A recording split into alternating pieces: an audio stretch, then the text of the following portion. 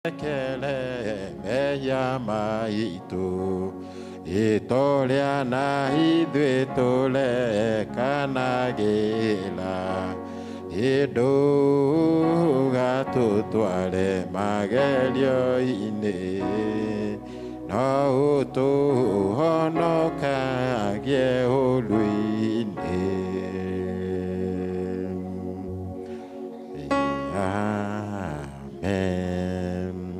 Bwana asifiwe. Tutaomba ombi la kuanza ibada. Kwa hivyo tujitayarishe, tusetu vijana movement ili tuombe ombi la kuanza. Tuketi tunaomba. Bas, rekei tuhoe. Tukugoca Ngai ithe witũ na roho na Jesu Kristo mũkũri witũ. Akumio mũno Ngai ithe witũ na roho na Jesu Kristo mũkũri witũ. Ũgoci nĩ waku we Ngai ithe witũ na roho na Jesu Kristo mũkũri witũ. Ithe wa Mwathani witũ Jesu ta ũrĩa tũramuo tene na tene. Twanyiha mũno mbere-inĩ yaku na mũruguo na roho waku mũtheru. Tũgĩcokeria rĩĩtwa rĩaku ngatho na tũgĩkwĩra nĩ wega nĩ tondũ wĩ Ngai. Thengiũ Ngai wa matu-inĩ nĩ tondũ ũrĩa ũkoretwo wĩ hamwe na ithuĩ. Ni utumenyereire ngoro citu ona mĩĩrĩ ona meciria ona ũhonokio Ngai wa matu-inĩ ũkawĩikaria thĩinĩ wa ngoro citu. Nĩtũkenete Mwathani amũkĩra ngatho citu. Nĩ ũkoretwo wĩ hamwe na ithuĩ ona mĩciĩ-inĩ itũ ona mawĩra-inĩ maitũ na thabarĩ-inĩ citu na maũndũ-inĩ maitũ mothe Mwathani, ona matũũra-inĩ maitũ ona bũrũri-inĩ ona kanitha-inĩ ona macukuru-inĩ. Ngai wa matu-inĩ nĩtuonete hinya na ũhoti waku, rĩĩtwa rĩaku rĩrogocwo. Tukuhoya Ngai wa matu-inĩ ũtũrekere o ũmwe witũ ũndũ ũrĩa wothe twĩkĩte ũgakũrakaria. Ithe witũ nĩ tũkwenda gũthera twĩ mbere yaku Mwathani. Tukuhoya ithe itũ gwĩtĩkĩrĩka ona nyũmba-inĩ ĩno yamũrĩirwo rĩĩtwa rĩaku itheru. Na tukuhoya gwĩtĩkĩrĩka gĩtĩ-inĩ mbere ya gĩtĩ gĩaku ithe itũ kĩa ũthamaki, nĩgetha ithe itũ wega waku tũigane na tũkinyanĩre thĩinĩ wa rĩĩtwa rĩa Jesu. Tũgũthaitha mũno Mwathani ũguo ithe witũ watwĩka wega. Tũgũthaitha mũno Mwathani wambanĩrĩrie hamwe na ithuĩ, utindanie hamwe na ithuĩ ona tũrĩ ona karĩkĩrĩro Ngai wa matu-inĩ twega-inĩ waku. Twerekereria moko-inĩ maku Jehova, nĩgetha ithe witũ ũrĩa ũgũtũtabania mũthenya wa ũmũthĩ, wega waku mũigane nĩ tondũ wa kũiguĩrwo tha nĩwe. Ona arĩa megũtongoria nyĩmbo Mwathani, wega waku na hinya waku ithe witũ wĩtĩkĩre kũmarigicĩria, nĩgetha ithe witũ meke ũguo mena hinya matongoretio nĩwe. Naguo ũndũ ũcio wĩtĩkĩrĩke mbere yaku Jehova. Ona mwaria wa kiugo wa mũthenya wa ũmũthĩ Mwathani, wega waku ro mũingĩhĩra, nĩgetha tũtuge ithe witũ na ndũmĩrĩri yaku ĩrĩa ũrehaga ũtheri mũtũrĩre-inĩ wa mũndũ, ona ĩrĩa ĩkĩraga mwĩhoko thĩinĩ wa ngoro citũ, ona ĩrĩa ĩtũmaga tũtũre na kĩĩrĩgĩrĩro. Mwathani nĩ twagũthaitha wĩke ũguo Ngai. Ũndũ ũrĩa wothe tũgwĩka gĩikaro-inĩ gĩkĩ Mwathani, nĩ ũringane na gũkũrongoria na gũkũgocithia, tũtongoretio na tũteithĩtio nĩwe na nĩ thĩinĩ wa rĩĩtwa rĩa Jesu. Arĩa me njĩra Mwathani matanyĩte gũkorwo me haha, ithe witũ matongorie nĩgetha makinye na thayũ. No tũturanĩre ithe witũ nayo ngwatanĩro ĩyo ĩtĩkĩrĩke harĩwe na thĩinĩ wa rĩĩtwa rĩa Jesu. Nĩ twahoya hinya waku ithe witũ ũrĩa ũtungatagĩra andũ arĩa matauma na hinya makagĩa na hinya Mwathani, wĩtĩkĩre gũikũrũka gĩikaro-inĩ gĩkĩ. Hinya waku ũrĩa ũkaga ithe witũ ũkahonia andũ arĩa arũaru, ona ũkahingĩria andũ aku mabataro Mwathani, ona ũkamaninĩra ithe witũ kĩeha na maithori. Ngai wa matu-inĩ hinya ũcio uma gĩtĩ-inĩ gĩaku kĩa ũnene nĩguo twetia nĩgetha ũtũtongorie, ũkorwo wĩ hamwe na ithuĩ, ona indo iria instrument iria ikũhũthĩka, ũndũ o wothe ithe itũ gwĩkĩka gĩikaro-inĩ gĩkĩ. Twahoya ithe witũ tũtongorio nĩwe na wĩtĩkĩrĩke harĩwe. Na kwenda-inĩ gwaku Ngai ithe witũ na roho na Jesu Kristo mũkũri witũ. Ngai ithe witũ tũtongorie kwenda-inĩ gwaku na kwa roho na kwa Jesu Kristo mũkũri witũ. Amen. Ngai ithe tũtindania hamwe na ithuĩ kwenda-inĩ gwaku na kwa roho na kwa Jesu Kristo mũkũri witũ. Amen. Ngai ithe tũtungatĩre kwenda-inĩ gwaku na kwa roho na kwa Jesu Kristo mũkũri witũ. Amen. Twahoya ũguo thĩinĩ wa rĩĩtwa rĩaku Ngai ithe witũ na roho na Jesu Kristo mũkũri witũ. Amen. Karibu sana. Thank you. Thank you, Deacon Isaac. Praise the Lord. Haya, tuchangamke sasa. Amen. Daudi katika Zaburi 122 pamenakiliwa ya kwamba akisema ya kwamba nilifurahi waliponiambia twende nyumbani mwa Bwana. Nilifurahi waliponiambia twende nyumbani mwa Bwana. Na hapo mstari wa 2 inasema, na sasa miguu yetu imesimama imesimama katika nyumba ya Bwana. Amen. Geukia jirani yako, umsalimie, umkaribishe, mwambie karibu katika nyumba ya Bwana. Mwambie nimefurahi. Kama umefurahi, mwambie mimi nimefurahi, maana miguu yangu imekanyanga katika nyumba ya Bwana. Na kwa hivyo na kufurahi ni kuweka smile. Na ninaona watu wanaweka smile, weka smile. Na praise and worship mkuje hapa mbele, sababu tunaanza sasa kwa sifa kama vile tunavyo program yetu iko. Praise and worship, kujeni watu wafurahi, maana hii ni siku ya furaha, na siku ya leo ndio tamati ya revival. Na mmejua ya kwamba Mungu ametembelea na njia kuu, na hata siku ya leo yupo pamoja nasi tukienda kumalizia revival ambayo tumekuwa nayo. Basi tuwe na moyo wa kutarajia. Praise and worship. Moyo wa kutarajia kutoka kwa Bwana, maana mnajua siku ya nani alitutembelea siku ya Friday? Nani alitunenea? Ni nabii, si ndio? Jana malaika. Basi leo tunagojea kutoka kwa Bwana, na ili atutumie sasa mwenye atatunenea. Amen. Aya, praise and worship. Tutaingia katika hicho kipindi cha kumsifu Bwana. Simameni. Nataka tuwe na sifa nzuri. Nataka tuwe na sifa ya nguvu. Na ujue hii nafasi yako ya kumwabudu Bwana. Kwa hivyo mnakumbuka kuna wakati tulisema tutikakoragwo tuli observers, tu spectators, tuako tu participant. Ambia jirani, I will participate. Sema, I will participate in praising God. Hallelujah. Don't be an observer in Jesus' name. Karibuni praise and worship. Amen. Hallelujah. Bwana asifiwe. Amen. Aya, akamutiwa ameni. Bwana asifiwe. Amen. Ndirenda twiharirie wega. Bwana asifiwe. Na nitukuinira Ngai. Niwe haririe kuina. Thank you so much. Riu ngwiciria uguo tuhana tukwanjia na nyimbo cia tumwo. Studio nitukuheanite nyimbo. So display the songs. Nigetha tuthie na mbere. Thank you so much. Muthenya wa gikeno, muthenya wa utheri, hindi ya kuhuruka wira-ini wothe, umuthi andu othe aria mamwendaga mekumuhota guothe Ngai witu mwega. Muthenya uyu niguo utheri wokire, muthenya uyu ningi Jesu ariukire, ingiro mutheru uimire matu-ini.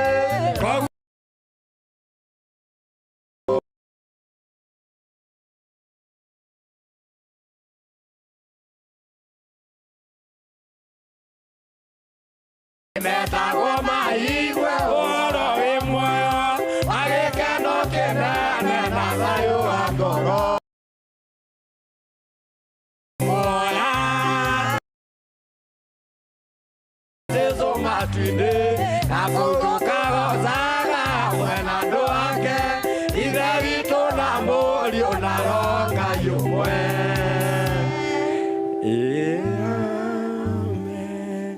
Nituzemanĩtie gũkũ nyũmba yaku, ũmane na ithuĩ Mwathani Ngai witũ. Ũtonyete nĩkĩ mbere yaku, nĩtũigwe na tũnyite.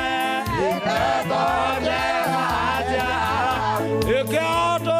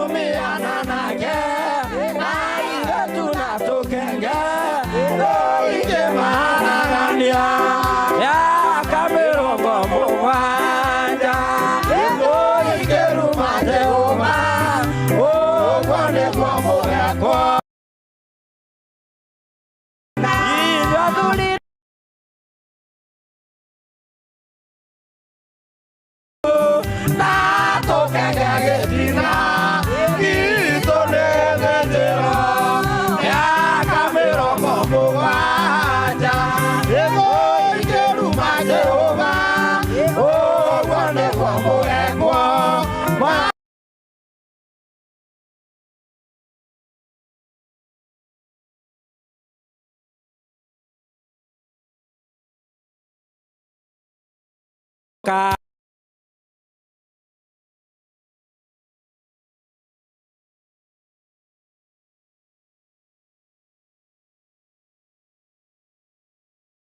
na agoya bu Keme de caballo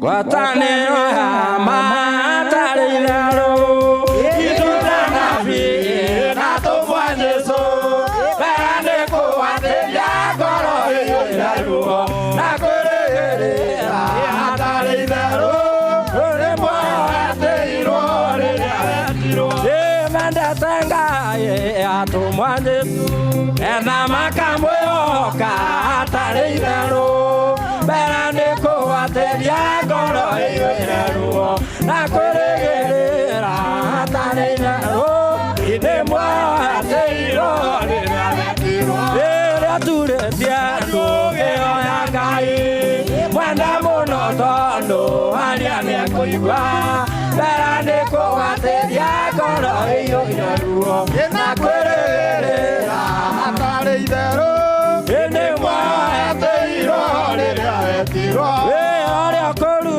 tani no angai oru te wate ire mwana yakene bande ko ate ya goro yo na kore tarilaro de mo ate iro re tiro e koro mwenga utongora ya otwe kage lima ke genero bande ko ate ya goro yo na kore tarilaro de mo ate iro re tiro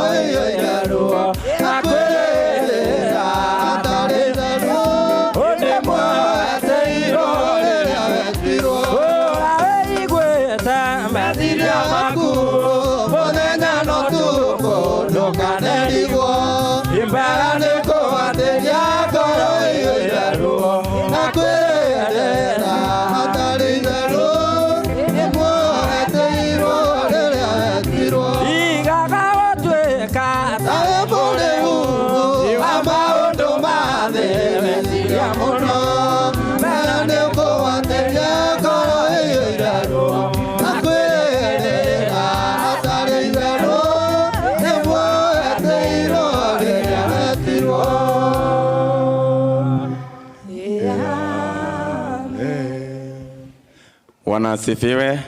Hallelujah. Jikayogo no do agai. So we are going to have a play songs. Na tukwa berena nyimbo cia ikoyo. Then later tuko na kigoco kya nyimbo kya githweri. Bwana asifiwe.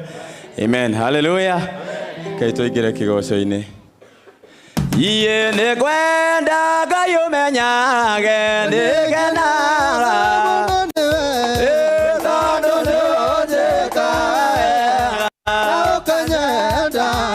And you know what I got your man.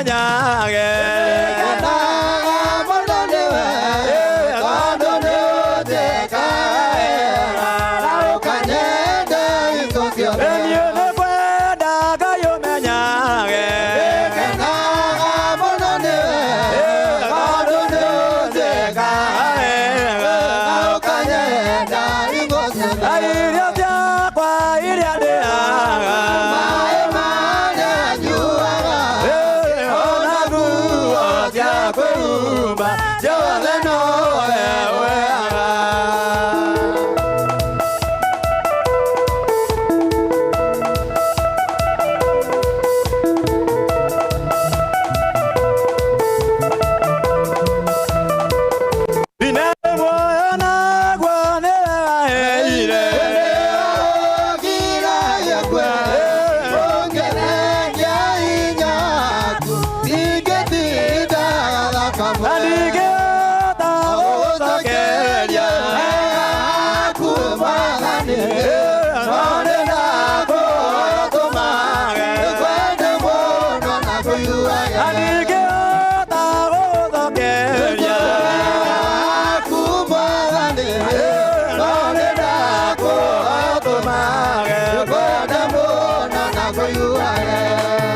wapi makofi ya Yesu?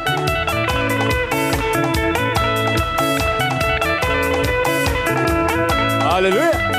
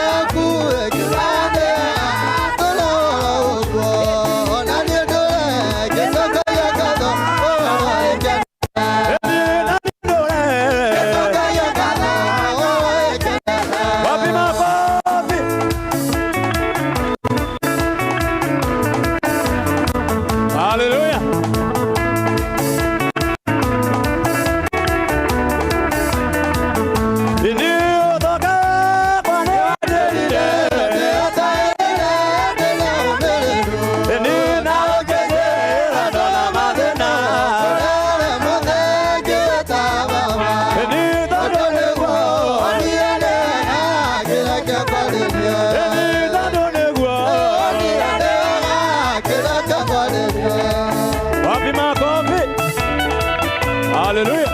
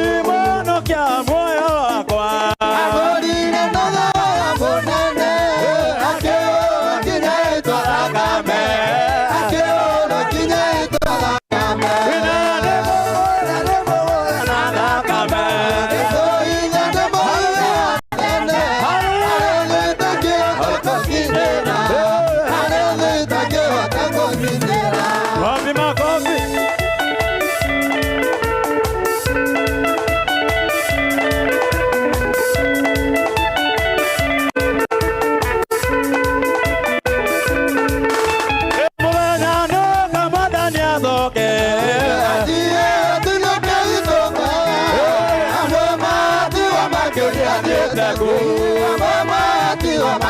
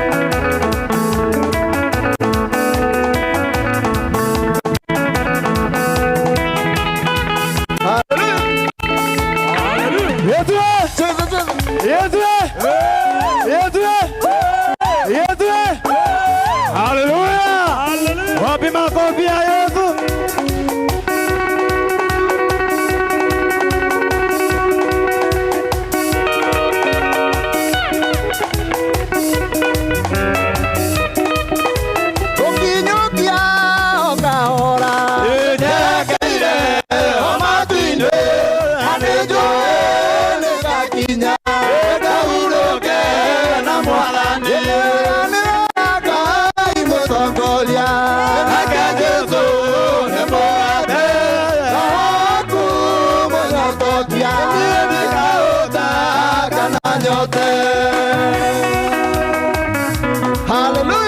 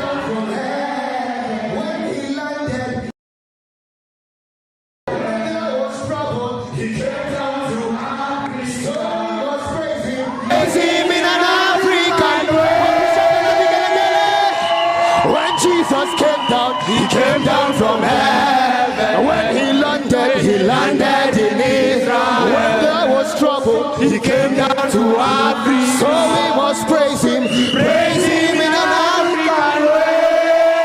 Cast your burdens unto Jesus, for he cares for you.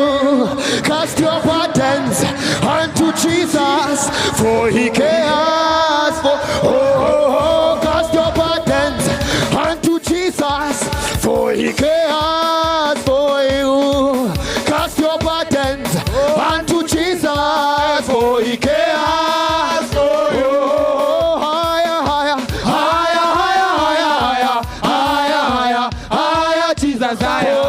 Lower, lower, lower, lower, lower, lower, lower, lower, Satan, lower. Wider, wider, wider, wider, wider, wider, wider, wider, wider, Jesus, wider. Yeah, yeah, narrow, narrow, narrow, narrow, narrow, narrow, narrow, narrow, narrow, Satan, narrow. Piga Bwana Yesu makofi.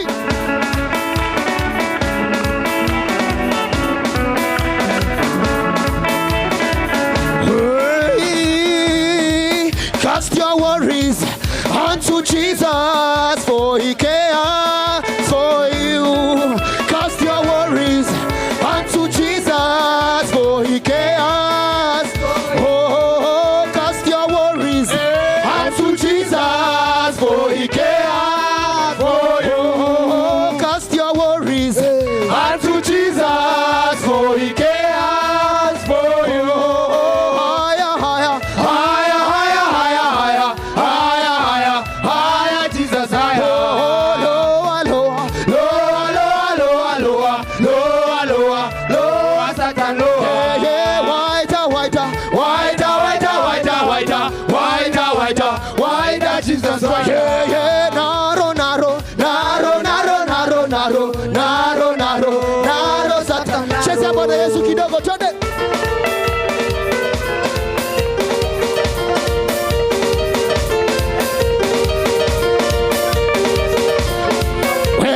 Kama unapenda Yesu sema amen. Amen. Kama unapenda Yesu sema haleluya.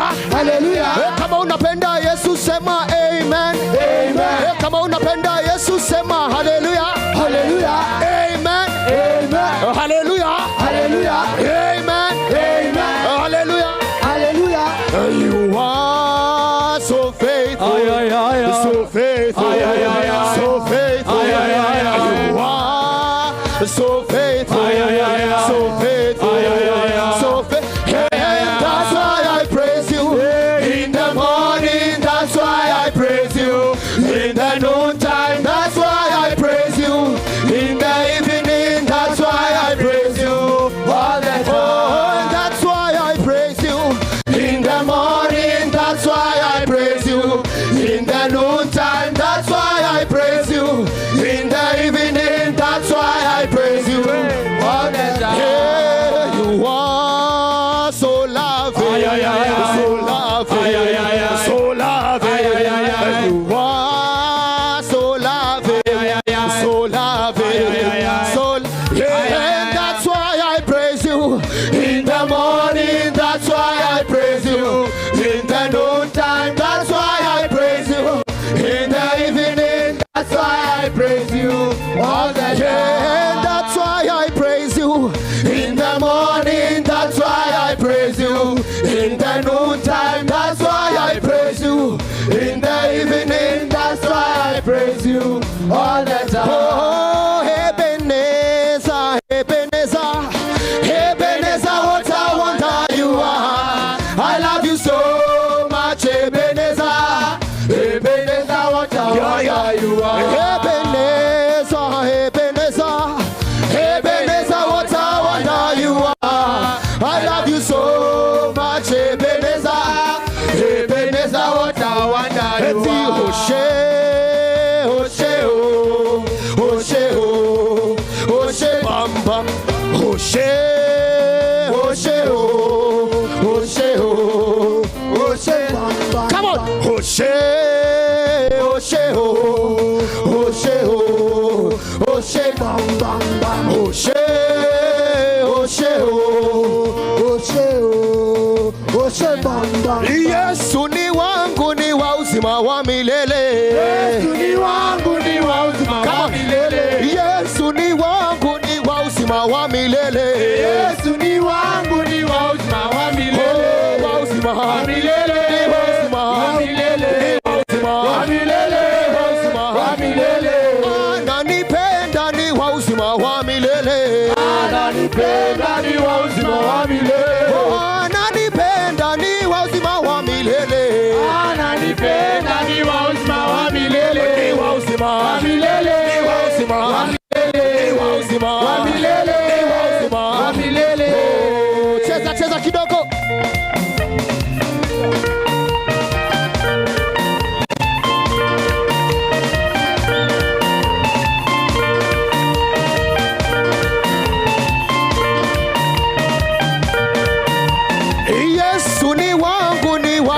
wa milele. Yesu ni wangu, ni wa uzima wa milele.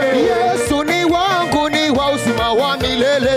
Yesu ni wangu, ni wa uzima wa milele. Wa uzima wa milele. ni wa uzima wa milele. ni wa uzima wa milele. ni wa uzima wa milele. ni wa uzima wa milele. ni wa uzima wa milele. ni wa uzima wa milele. Haya, nataka tucheze Yesu kidogo, twende.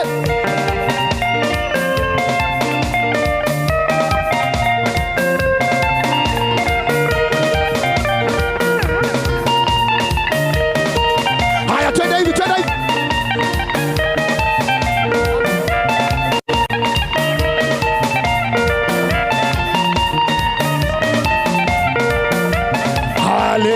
Haleluya. Wapi makofi ya Bwana Yesu? Wapi shangwe na vigelegele kwa Bwana Yesu? Amen, amen, hallelujah. Hallelujah. Kama tumesimama hivyo, we get one worship song, we get into worship and prayer, and then we proceed. Amen. Bwana Yesu asifiwe. Bwana Yesu asifiwe tena. Nataka uchukue dakika moja, karibisha uwepo wa Bwana. Take a moment, go before God. Ambia Yesu, ambia Mungu tunataka Roho wako Mtakatifu awe pamoja nasi. So take a moment, start interceding, start interceding on behalf. Start interceding, welcome the presence of the Lord. Welcome the presence of the Lord. Take a moment, go before God. Mwambie tunakuita Jehova, usitupite ewe mfalme mwema. Unapokumbuka wengine siku ya leo Jehova Jire, usitupite ewe mfalme mwema. Usitupite ewe mfalme mwema. Usitupite Jehova, ukibariki wengine, ukiinua wengine siku ya leo Jehova Jire, usitupite. Maana wewe ni mwema, wewe ni mwaminifu Jehova Jire. Hallelujah. Hallelujah, hallelujah, hallelujah. Usitupite Jehova. Usitupite ewe mfalme mwema.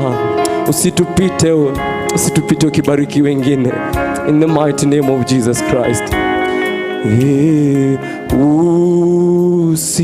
Usinipite Mwokozi.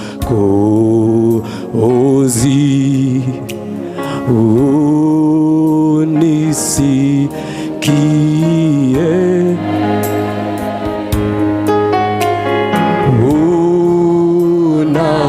Unapozuru wengine, naomba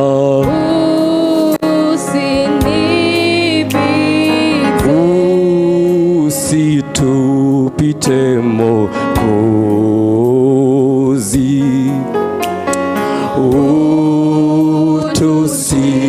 Utusikie.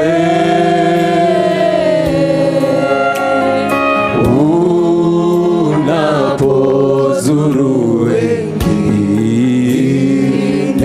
twaomba usitupite Yesu.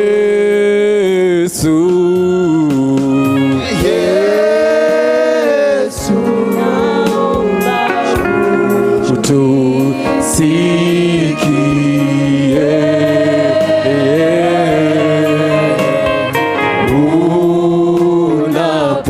Unapozuru wengine, naomba usinipite. Duka hitoke mwadani,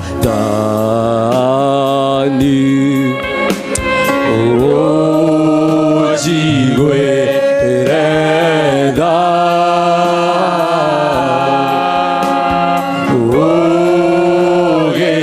Ugesherera reage, twahoya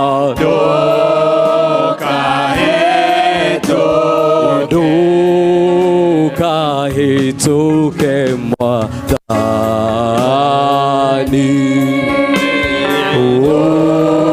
ujigwe reda.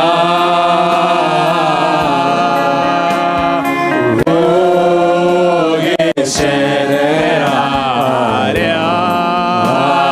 reage, dahoya duka hito Jesu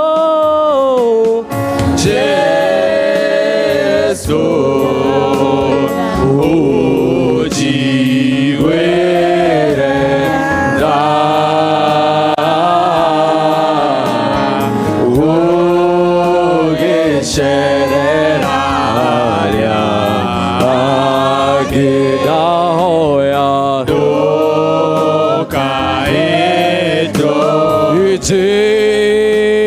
Jesu twakuhoya Ngai ndugatuhituke muthenya wa umuthi utuiguire tha Jehova Jire ukiririkana aria angi uturirikanie hamwe nao Jehova Jire Mwathani Ngai ndakuhoya ndugatuhituke Jesu ugicerera aria angi Mwathani mwega ona ithura utucerera Ngai reke uthamaki waku uke Mwathani mwega reke wendi waku wikike Mwathani mwega Jesu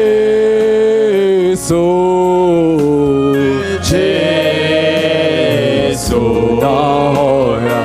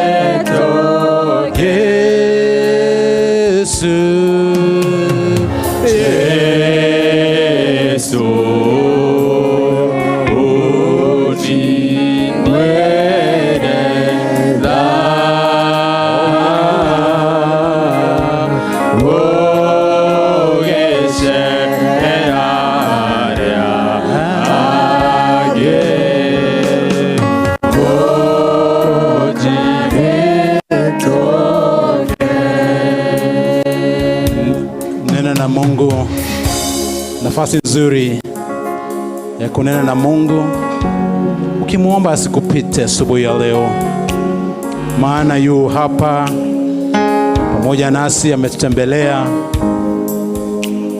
na yeye ni mwingi wa rehema. Let's worship the Lord for he is worthy of all praises. We give you praise, our Lord and our Father. We magnify your name. You are worthy of all praise. You are worthy of all honor. There is no other. You are the King of Kings. You are the Lord of Lords. You are the beginning and the end. We worship you. We worship you. We worship you. We give you all the honor this morning. Hallelujah, hallelujah. Nastahili sifa ewe Mungu. Be glorified in our midst, O Lord. Be you glorified in the name of Jesus. Oh,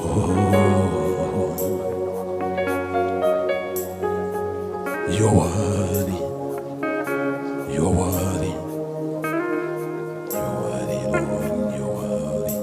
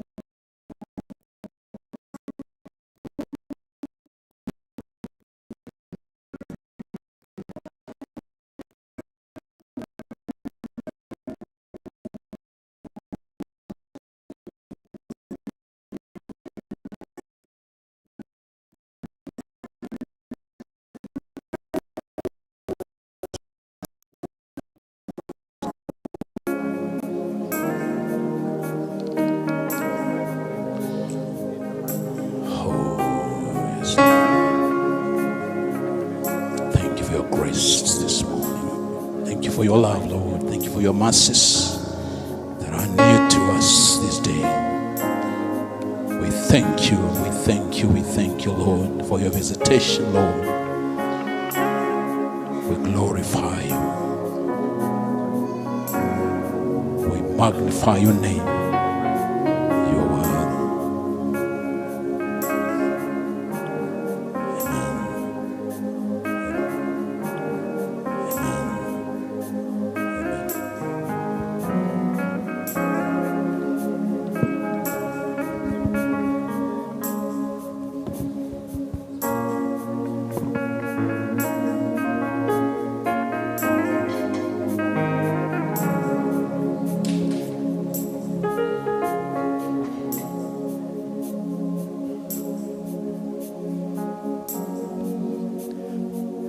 Haleluya, tunamshukuru Mungu. Tunasema ni asante Mungu wetu kwa wema wako na fadhili zako, kwa rehema nyingi ambazo umetufikishia siku ya leo. Pokea sifa zetu Mungu wetu, tunakuinua, tunalitukuza jina lako, kwa kuwa wewe ndiwe Mungu wetu.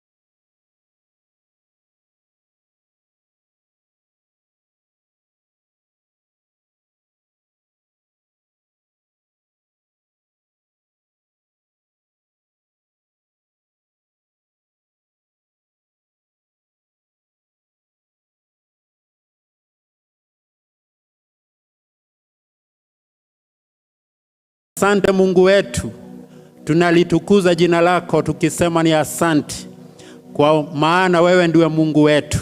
Neema yako imetufikishia mpaka mwaka huu. Tuliamua kwamba mwaka wote tutakuwa tukizungumza kuhusu neema yako Mungu, ambayo ilitufikia Mungu wakati tulikuwa wenye dhambi. Lakini wewe Mungu, kwa ajili ya mapenzi yako, mapenzi ambayo ulionyesha tangu mwanzo, ukatutolea mwanao Yesu Kristo akaja huku ulimwenguni. Mwishowe akakufa, akatolewa dhabihu ya dhambi zetu sote. Na hiyo ndio imetufanya tuwe wana wako siku ya leo. Hiyo ndio imetupa furaha ya wokovu. Hiyo ndio imetuwezesha kuchangamka tukiwa mbele yako siku ya leo. Hiyo ndio imetupa amani ile ambayo tuko nayo katika mioyo yetu. Na hiyo pia ndio imetupa tegemeo ya maisha yale ambayo tutaishi na wewe mbinguni mwishowe. Pokea sifa zetu Mungu wetu. Tunalishukuru jina lako, tunasema ni asanti hata kwa kipindi hiki ambacho Mungu umetupa cha kukutanika hapa katika kanisa letu kwa ajili ya hii mikutano ya uvuvio Mungu wetu, ambayo tulianza juzi na leo ndio tamati. Na tunakutarajia Mungu wetu ya kwamba katika hili tamati utaweza kunena nasi, utaweza kutumia mwenzetu ambaye ni mtumishi wako Bishop Masinde, ambaye umetuchagulia wakati huu aje huku kwetu na akaweze kutuletea Mungu wetu neno lako, akaweze kutuletea yale ambayo umeandaa Mungu wetu. Na kwa sababu umemwandaa na uko na neno ambalo umempatia, tunakungojea ya kwamba utamtumia siku ya leo akaweze kutuhudumia kwa utukufu wa jina lako takatifu. Asante Mungu wetu, tunapoomba asubuhi ya leo, tunakushukuru kwa ajili ya sisi sote ambao umetupa nafasi ya kuwa hapa asubuhi ya leo. Hatuwezi sahau kwamba tuko na washirika wetu wa hili kanisa hapa. Hata tuko na wageni ambao wametutembelea kutoka kanisa zingine. Sisi sote Mungu wetu tunakushukuru kwa vile umekuwa nasi. Tunajiombea ya kwamba uendelee kutushikilia kwa mkono wako. Tushikilie Mungu wetu sisi sote. Shikilia wenye nyumba hapa Mungu wetu, wazazi ambao Bwana ni wazazi wa kanisa hili. Huku kwetu Huruma na hata kwingine ambapo umepeana wazazi. Pokea sifa zetu kwa hawa ambao ndio wanashikilia kanisa. Na tunakuomba uendelee kuwasaidia, uendelee kusimama vyema katika nyumba zao, uendelee kuwaongoza na kuwapa neno lako liwe linawaongoza katika shughuli zao za kila siku, kwa utukufu wa jina lako takatifu. Tunakushukuru hata kwa ajili ya wana youth, wale vijana wetu wa kanisa, hata wengine wametuongoza hapa kwa sifa Mungu wetu. Ni asante Mungu wetu kwa ajili ya hawa vijana wadogo ambao Bwana wameendelea kukua. Na sasa ni vijana ambao wako katika miaka ya makamu, ambao Mungu wetu umewapa vipawa vya kukutumikia katika nyumba yako. Asante kwao, na tunawaombea uendelee kuwashika kwa mkono wako. Endelea kuwaonyesha njia zako Mungu. Maisha ya huku ulimwenguni wakati wa sasa ni mazito sana kwa hawa vijana wadogo. Lakini tunakuomba ya kwamba ukaweza kuwazingira na damu yako, ili wakaweze Bwana kushikwa na mkono wako. Wasiweze kupotoka kwa njia yoyote ile. Wasiweze kunyemelewa kwa njia yoyote ile na mwovu shetani. Lakini waamue kuishi katika nyumba yako katika miaka yao yote, kwa utukufu wa jina lako takatifu. Asante kwa ajili ya viongozi wa kanisa. Viongozi ambao Bwana umetupa katika kanisa hili, tukiongozwa na askofu wetu ambaye ako hapa nje ya kanisa, hata mchungaji wetu mkuu Pastor Moses, hata wale viongozi wengine hata deacons wa kanisa na board ya kanisa, na hata viongozi wa vikundi tofauti katika kanisa letu. Tunawaombea wote Mungu wetu ukaweze kuwakumbuka, ukaweze kuwawezesha kusimama imara, na hata kuongoza hili kanisa kama vile Mungu wetu utatupa mwelekeo, ili tukaweze kufanya kazi yako na tukaweze kukuinua na kukushukuru kwa mambo yote. Asante kwa zile projects ambazo tuko nazo katika kanisa hili. Unajua mpango wetu kwa hili kanisa Mungu wetu, na tunakuomba ya kwamba tukiendelea kujiandaa kwa ajili ya ile project ambayo tuko nayo ya kujenga hili kanisa upya, hata kumaliza ile conference ambayo center ambayo tuko nayo hapa nje. Hiyo kazi Mungu wetu tunakuomba, kama vile umetuwezesha kufika pale tumefika, tunaamini ya kwamba hata ile kazi imebaki utatuwezesha kuimaliza, kwa utukufu wa jina lako takatifu. Twasema ni asante Mungu wetu. Twasema pokea sifa zetu. Tunaomba kwa ajili ya wale ambao wanaweza kuwa na mahitaji. Kama kuna yeyote ambaye ameingia kwa ukumbi huu na ako na matatizo, ako na shida ya kimwili, tunataka Bwana kuomba ukaweze Bwana kujionyesha kwa hao watu siku ya leo.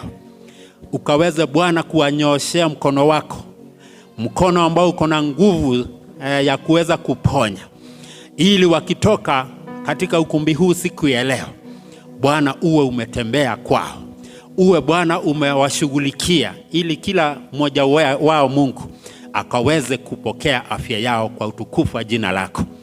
Asante kwa wale wengine ambao wanaweza kuwa na mahitaji mengine, wao pia tunawaweka mikononi mwako, tukiomba ya kwamba ukaweze kuwahudumia pia, na ukaweze kuwatimizia kila mtu ombi lake kwa utukufu wa jina lako takatifu. Twasema ni asante Mungu wetu. Pokea sifa zetu. Tunaomba haya yote Mungu, na tumeamini kwamba umetusikia.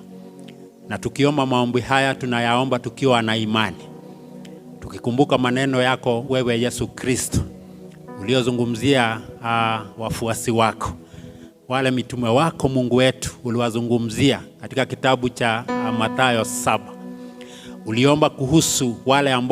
Uliongea kuhusu wale ambao wanakuomba. Ukawaambia ukitaka jambo lolote omba Mungu. Ukasema omba utapewa, na ukitaka utapewa, na hata bisha mlango utafunguliwa.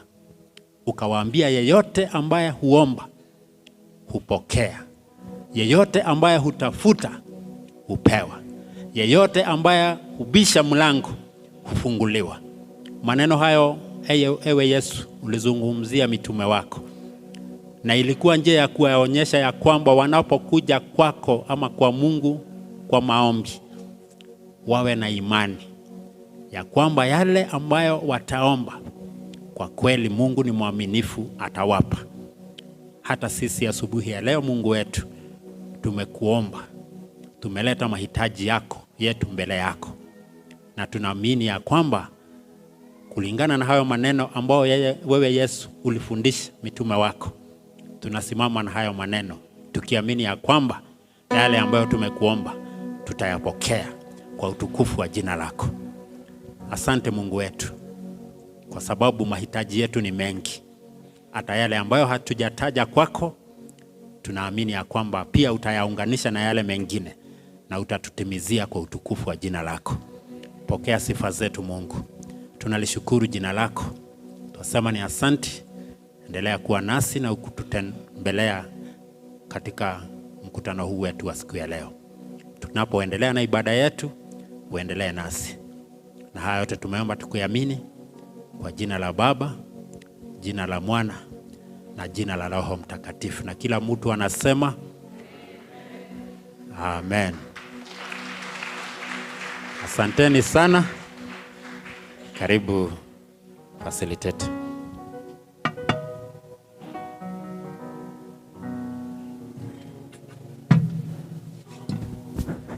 Thank you Pastor Yusuf. Tukiwa katika ile hali ya maombi, tuwauliza watoto wetu waje, na kwa heshima yote pastor wetu, Pastor Moses, ukiwa hapo ningekuuliza uweze kurequest Bishop watoto wakija hapa aweze kubariki watoto, sababu hawa ndio baraka, hawa ndio mambo yote. Na na hawa watoto wanajua Bishop uko hapa, wengine wamekuwa hapa, na tungeomba kabisa kwa heshima aweze kuwabariki, sababu hata Yesu alisema wacha watoto waje kwangu, ayaje kwake, na ili awabariki na wakawabariki. Amen. Keep coming. And the teens also, we have our Sunday school and teens. Watoto wote wenye wako huku, wale wadogo pia. Amen. Na wale wa mama wako na watoto wadogo ni sawa tu, ukiwa pale utaamini. Ukiweza kupata kiti hapa mbele sawa, lakini hili ombi litakufikia.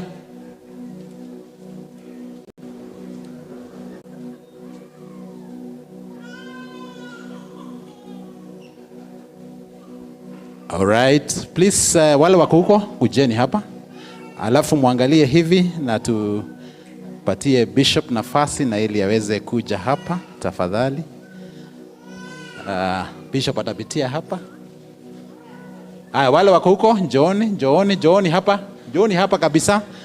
Hata wasichana njooni, mpige laini 2 hata 3.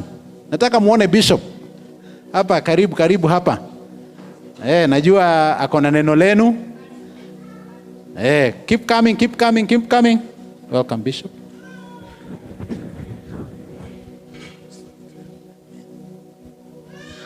Hallelujah. Nasema tena hallelujah. Kanisa ambayo haina watoto ni kanisa ambayo inaisha. Kwa hivyo tukiona watoto tunamshukuru Bwana. Watoto, Bwana asifiwe. Bwana asifiwe tena. Nataka tuwaombe, muende Sunday school, mwesikie neno na neno liwabariki na nyinyi mwe baraka. Amen. Wazazi, tunyoshe mikono kuelekeza watoto wetu. Baba, asante kwa ajili ya watoto. Umetubariki na baraka ya watoto, kwa maana uzao wa mwili wa mwanadamu ni kipawa kutoka kwako. Na leo tunapokea hapa kwa madhabahu, hawa watoto wakazoee madhabahu, wakapende madhabahu, wakaje kwa madhabahu kwa hiari yao wenyewe. Neno litakalofundishwa siku ya leo likaingie kwenye mioyo yao, liwatie msingi katika maisha yao. Watakapokomaa wasiache Mungu wa wazazi wao, wamfuate Mungu, wawe kama Danieli, Shadrach, Meshach na Abednego. Katika ujana wao walikataa kunywa divai ya mfalme, walikataa kujitia najisi na nyama ya mfalme, wakasema tupoe mboga na maji, muone baraka itakayokuja. Hawa watoto wakamchague Mungu Jehova, Mungu wa Biblia, akawe Mungu wao. Bariki walimu wao na bariki na wazazi wao, in Jesus name. Amen. Simbarikiwe. Asante. Huyu ni mwana, ni mwimbaji wa kwaya huyu.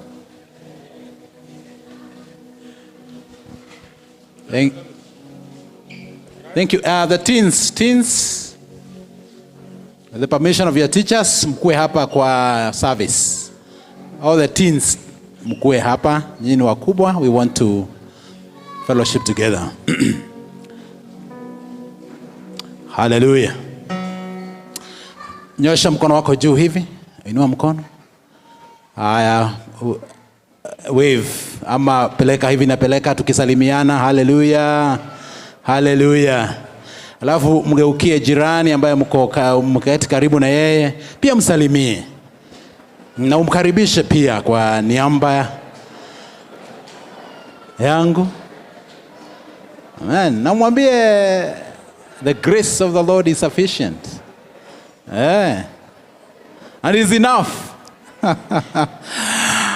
Hallelujah.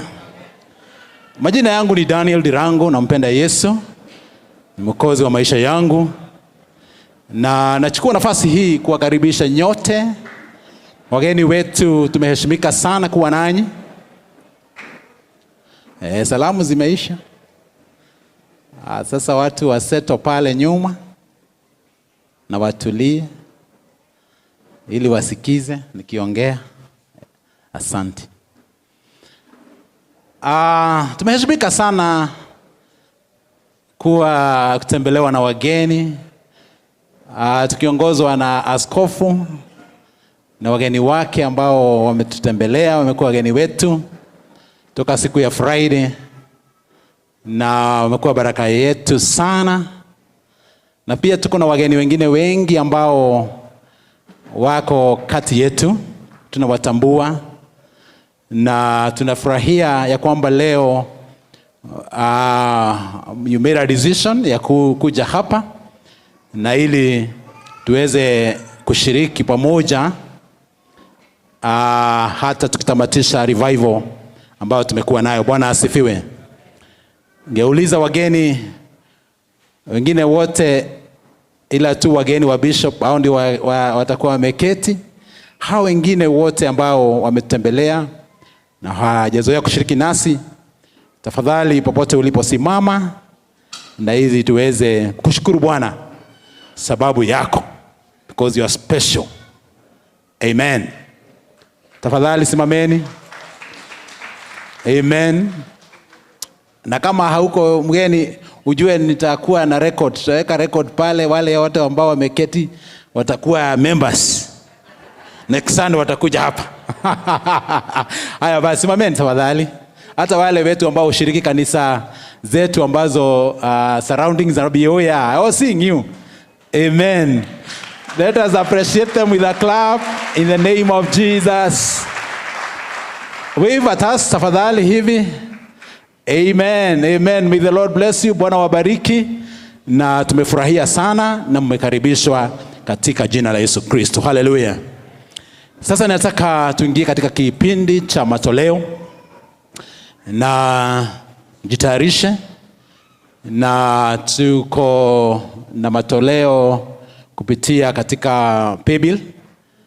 Na ningeuliza paybill ikuwe ikiran fanya offerings, na pia wale ambao wako na cash tutaelezewa na treasurer wetu Deacon David atakuja hapa, ndiye atakaye tuonyesha vile atatuelekeza. Na amen. So Deacon, please come over. You'll be coming, and then the choir will be presenting. So the church choir, please find your way here too. John, ni kwa church choir, John. Alafu church choir Deacon akimaliza atapatia mke wangu. Ni mmoja wa choir, hapo ndipo atasalimia watu. Alafu sasa choir itaenda sasa ipresent. Amen. Thank you, Deacon Dan. Praise the name of the Lord. Let us salimiane. Praise the name of the Lord. It's our time now to give to God as we thank Him because of the week. We give thanks to Him. So our process of giving, I hope in studio you are able to display the pay bill. Yes, yeah, there it is. For the, either you can use the M-Pesa pay bill or you can use the DTB bank. So let's start with those who are using the, because we use the screen for the choir. So I request those who are using the pay bill, those who are using the, it's our time to give thanks to God through our sacrifices of thanksgiving, through our tithes. So let's give to God, say thank you because of how the week have been as you give up. For those who have cash, we shall use this way. The church knows how we come. Wale wako nyuma tuanze na wao wakitembea, wakipeana, wanarudia hapo. Pia vijana hivyo hivyo tu, na wandada wenzetu the same thing, you use the same formula. So let's start giving, and I think we can now, for those who are giving through cash, tumemaliza through pay bill solely, na tunataka kuchukua screen tuitumie kwa njia ingine. As now I invite the chair lady of the choir to say hi to the church. Bwana asifiwe. Kanisa Bwana asifiwe. Salimieni kwa neema ya Bwana. Bwana asifiwe. For the sake of our visitors, my name is Sala Dirango. Mume wangu ndiye mwenye na facilitate today, and I feel blessed in the presence of the Lord. Bwana asifiwe sana. I want to summarize having the privilege to be in the house of the Lord from Friday. And Friday I heard this, that when the ceaseless flow of grace is upon your life, listen this, God leaves you with a word all away. Bwana asifiwe sana. I'm feeling that like I was left with a word all away. Bwana asifiwe sana. Because God sent His prophet to us. Bwana asifiwe. What about yesterday? Yesterday, the same God, through His ceaseless flow of grace, He released His heavenly agent to open the doors for us. Bwana asifiwe sana. The doors that no man could open for us. Asifiwe Bwana. And it is because what the grace commands, the heavens performs. Bwana asifiwe sana. And for the same grace, today is my birthday. Say happy birthday to me. So, and I'm imagining the same grace will let me glow graciously. Bwana asifiwe sana. So, can you wave me and say happy birthday to me? Thanks so much. Do you want to know I turned what? Said M-Pesa. Bwana asifiwe sana. Bwana wabariki sana. Tunawapenda sana. And by the same grace, I'm privileged to be the chair of this wonderful choir. And I believe you are going to be blessed. And we are not ceasing to wait to see how the day will unfold. Because today, if the prophet came on Friday, yesterday it was the angel. Today, I tend to imagine God himself will come. God bless you so much. Thank you. Thank you, the chair, Lindy. Thank you. Let's listen to the choir as we worship God, as we continue giving our cash. Sioni watu wakikunja. Tuanze kule nyuma. Wametoa kwa simu wote. Tuanze kuiba watakuja. Because haiwezekani sisi wote tumetoa kwa simu. Haya, tuendelee ili tukaomba. Kwa niaba ya Bishop, huyu ndiye mke wangu. Mungu ambariki.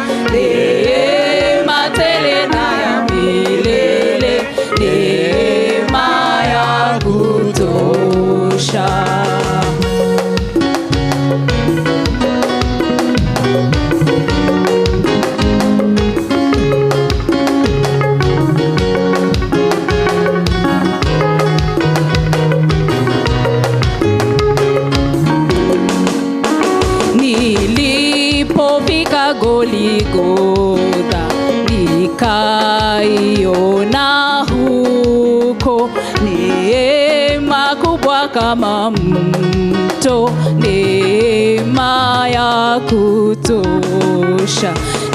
Nilipofika Goligotha nikaiona huko neema kubwa kama mto, neema ya kutosha. Neema ya Goligotha ni kama bahari kubwa, neema tena ya milele, neema ya kutosha. Neema ya Goligotha ni kama bahari kubwa, neema tena ya milele, neema ya kutosha.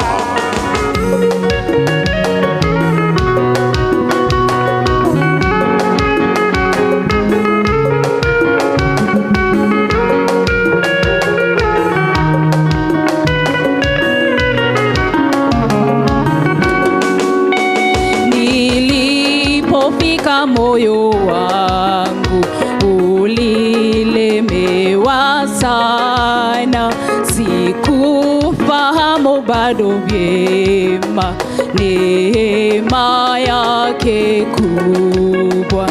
Nilipofika moyo wangu ulilemewa sana, sikufahamu bado vyema neema yake kubwa. Neema ya Goligotha ni kama bahari kubwa, neema tele na ya milele, neema ya kutosha. Neema ya Goligotha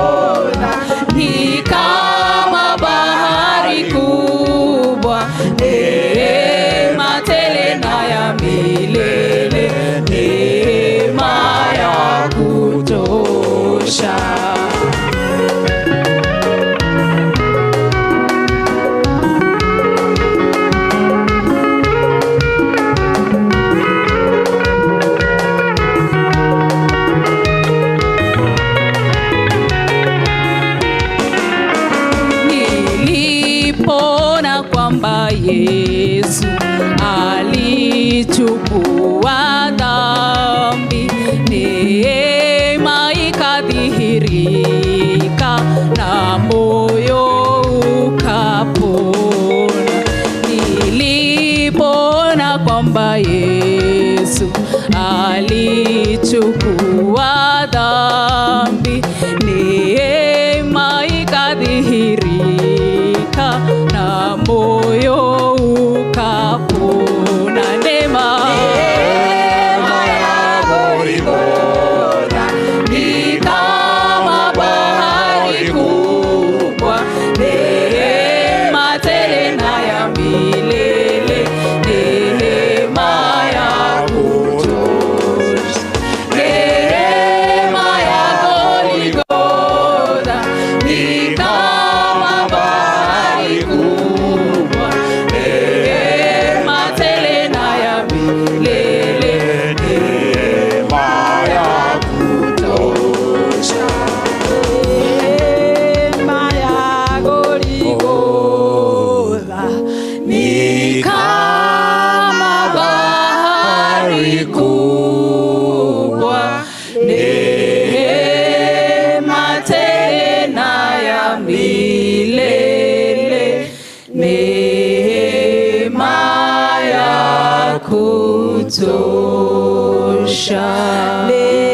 Neema tele na ya milele, neema ya kutosha.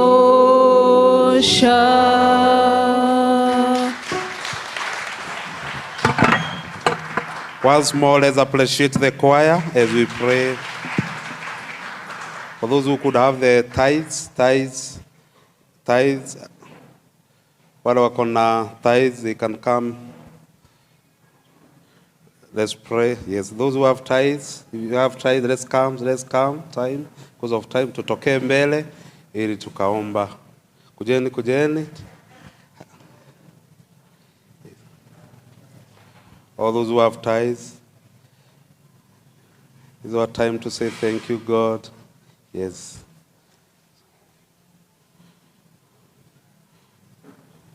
Shall we give thanks? We pray in the name of the Father, the Son, and the Holy Spirit. Heavenly Father, in your presence we come as we have brought our sacrifices unto you of offering. Lord, we have fulfilled your word because you say that we may not come to your house empty-handed, Lord. Lord, we have fulfilled your promise. We ask that you may bless us this morning for all those who have given their offering, Lord. The Bible says that, Lord, we give it unto you and you shall give it unto us. Lord, we have given to you our offering this afternoon. We ask that you may bless each and every one who have given, Lord, and remember those who do not have. We want to thank you because of the dear ones who have come, Lord, to present their tithes unto you. We ask that, Lord, you may also bless them. You may open to them the doors of heaven as you promises in your word. Lord, bless your work. Bless your family. Lord, open the doors for them as you promised us yesterday, Lord. For any door, the Lord could be very hard for them to open. Lord, because of this word, open for them their doors and fulfill your word. In the name of the Father, the Son, and the Holy Spirit, we pray. Amen.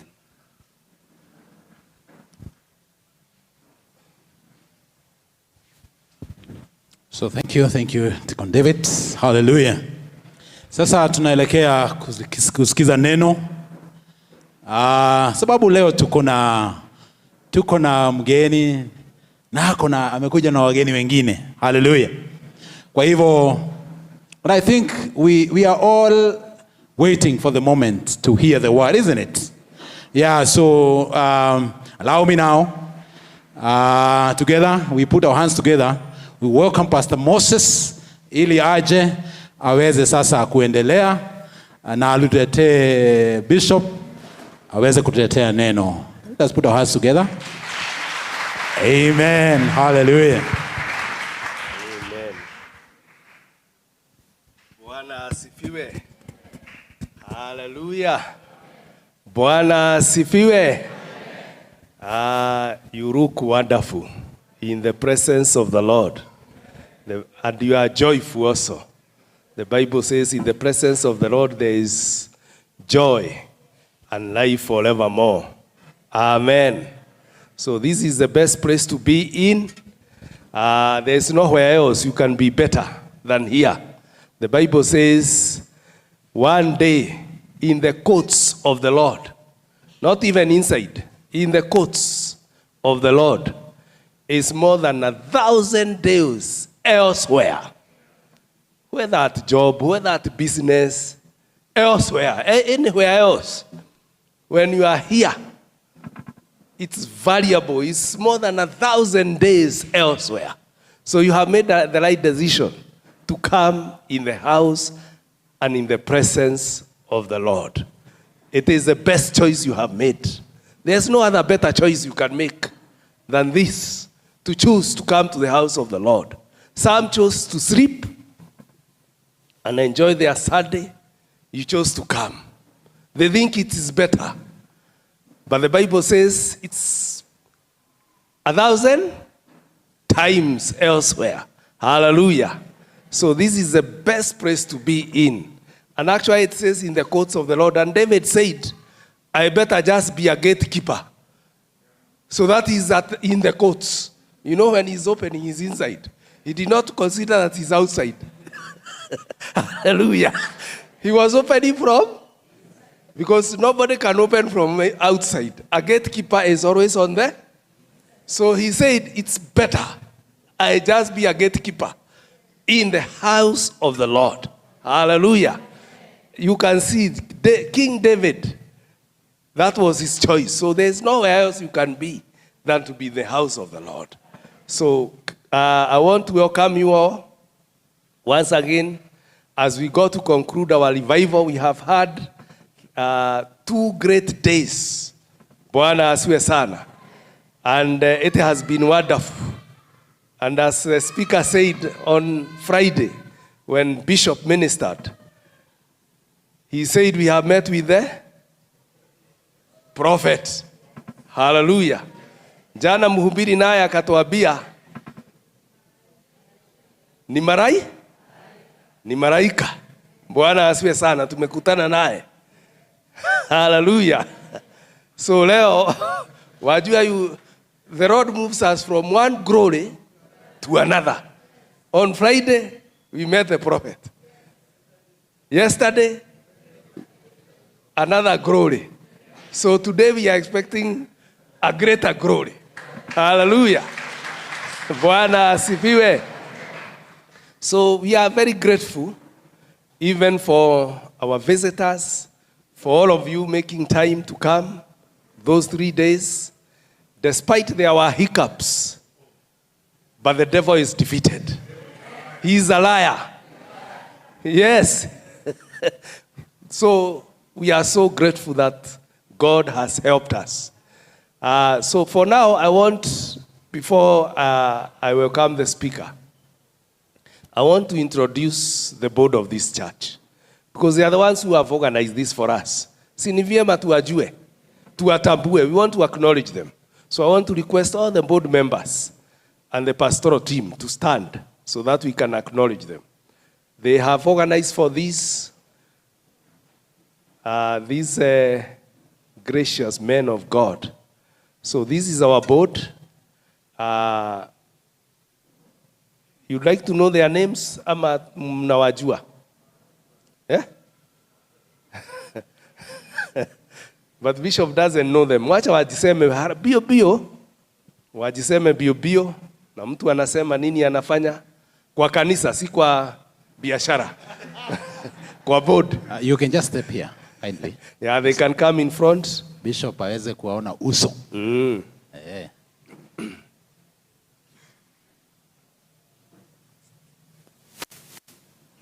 Praise God. I'm Peter Gitonga, a board member, DC committee. Bwana Yesu asifiwe. Mimi naitwa Hosea Wanderi. Mimi ni assistant secretary wa board. Praise the Lord.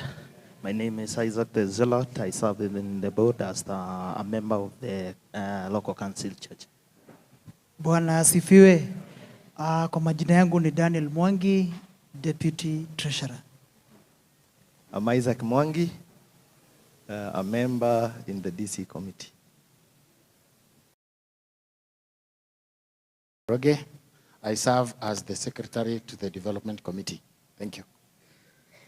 Bwana asifiwe. I'm Isaac Kariuki. I am a board member. Bwana asifiwe. I'm Isaac Kerry, pastoral team. Praise the Lord. Daniel Dirango, secretary to the board. Praise the name of the Lord. David Bill, treasurer. Praise the Lord. I'm Jacob Gasheru, chairman, development committee. Bwana asifiwe. I'm Yusufu Karanja. By the grace of God, I'm the assistant chairman of the board. Praise the Lord. Bwana asifiwe. My name is Robinson Mwangi, and I serve as a pastoral member. Bwana Yesu asifiwe. Through the sister's grace, I serve as a board member. God bless you. Amen. God bless you. Let's acknowledge these men of God. They have faithfully served in the board, and they have organized such a wonderful revival. Amen. And they look after us. Si mnaona hata mnakula, mnakunywa, ni kazi mingi. Amen. So we thank God for them, and may the Lord bless you. I would like also to acknowledge our deaconess, if they can stand up, and pastors' wives. So we acknowledge them. They serve together with us, and we are so grateful for what you do for us. God bless you. Amen. Amen. Tuwapigie makofi. So I don't want to take a lot of time. I know we are eager to receive from the Lord. Are you expectant? That's why you are here. Even your faces say so. When I look at you, munaonekana you are eagerly, expectantly waiting to receive from the Lord. Amen. So maybe I introduce my wife. Lecho, you can say hi to the church also. Amen. Mke wa bishop ameondoka. We will recognize her when she comes. And our bishop is together with us. He is in the courts of the Lord, so he's around. He's like us, because the Bible requires that we are in the courts, and we have his blessings every time we come here. Yeye ndiye anaombea mhubiri na anaombea ibada. Hata ikiwa hajakuja hapa, ameomba na ako pamoja nasi na ana salamu zenu. Mmesalimika? Amen. Pokeeni salamu za bishop. Amen. Asante sana. So I don't want to take more time now. I want to invite the man of God, and he's the one who introduced the team that he has come with. This is a man I knew back in 1988, 89, when we were in college. They used to come and preach to us. He's one of the fathers of this nation, fathers of faith in this nation. Baba zetu za kiroho ndio wamelea wengi. Hata mlisikia bishop wangu chairman akimuita baba. Yeye ni mmoja wale huyo ni mmoja wa wale amelea. Bwana asifiwe sana. And Bishop, we are so grateful that you honored our invitation. And even yesterday, when you could not make it, the person you anointed, Pastor Reverend Ken Oduol, nilimwambia tukiwa huko, amepata double portion. Simuliona hivyo? Hallelujah.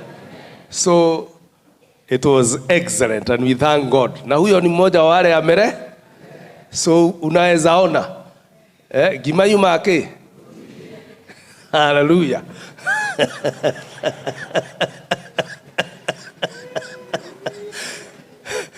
Kwa hivyo, we are so grateful for the ministration that we have had.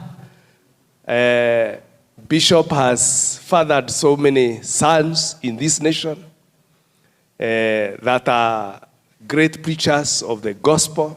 He has planted so many churches, but he ministers himself. He pastors at Deliverance Church International Umoja. Bwana asifiwe sana. Nimekuwa huko. It is like a palace. Amen.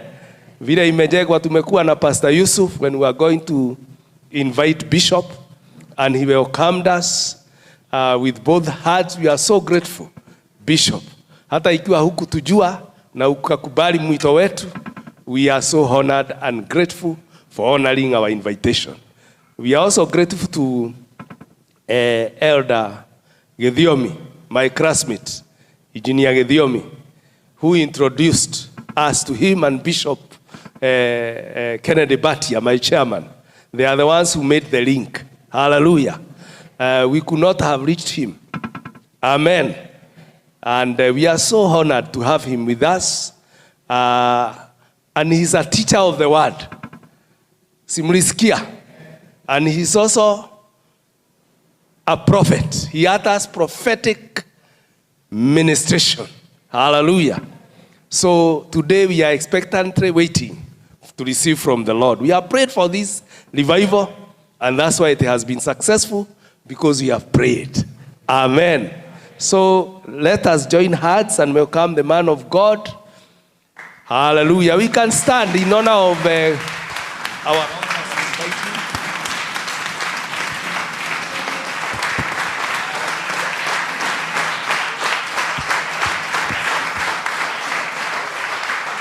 Hallelujah.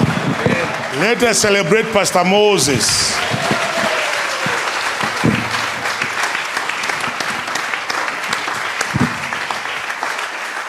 Hivyo ndio mnasherehekea mchungaji wenu. Hallelujah. Huyu pastor ni mtu wa maana. Bwana asifiwe sana. Walinitafuta wakiwa na judhubu, akaingia nikawapokea. Bwana asifiwe sana. Ile ofisi walikaa, niliwaambia wewe hapa umekaa, hapo ndio Uhuru alikaa alipokuja. Sasa wakiwa na Ruto alikaa pale na mke wake pale, na Uhuru akakaa hapa na mke wangu akakaa hapa, na tukawaombea. Na hiyo ninasema tunazunguka 2017. Kabla waenda Gethurano walikuja kwa ofisi yangu. Tukaomba. Kwa hivyo naomeshaka watu kitu, kikaa unakaa carefully, kwa maana Uhuru alikaa hapo. Na akawa mwadhamaki. Na Ruto naye akakaa hapo na akawa mwadhamaki. Kwa hivyo ukikaa hapo unakaa ukijua. Hata unaweza ukafika ukajikuta wewe ni mwadhamaki wa aina fulani. Bwana asifiwe sana. Hallelujah. Na sasa tulikuwa na mke wangu. Niliwaambia mimi nimeoa Muthoni. Leo Muthoni wangu amekuja. Na kuna wengine wanaitwa Muthoni huku. Muthoni number 1 ndio amekuja leo. Hayo wengine ni Muthoni number 2, 3, 4 kwenda huko nyuma. Bwana asifiwe sana. Sema my life. Hapana, siwasikii. Najua mimi sinaambia nimeacha watu wengi sana. Na hii si ibada yangu ya kwanza. Nilihubiri ibada ya kwanza. I've already preached. Mkienda kunisikiliza mimi nishahubiri tayari. Bwana asifiwe sana. Si nilihubiri ibada ya kwanza? I was preaching on fathers. Nimehubiria mababa sana. Kwa hivyo nataka niite siku moja ninyorosha nipige wa Msasa. Na Randa Msasa niwapake vanish. Wakirudi wa mama anasema ile wajoroge kayo hana atea. Semeni my life will never ever be the same again. In Jesus' name. Amen. Do you believe it? I'm saying again, do you believe it? Sasa ongeza ka oxygen. Sema and my life will never ever be the same again. In Jesus' name. Amen. Makofi na shangwe kwa Yesu. Tafuta mtu mmoja mbili, mpatie high five, mwambie you are my witness.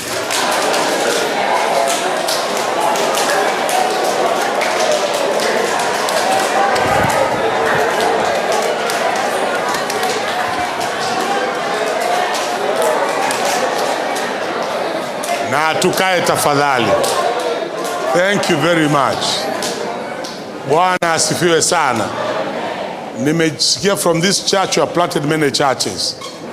From this church. Even Solomon Waigwa was here. Andaro was here.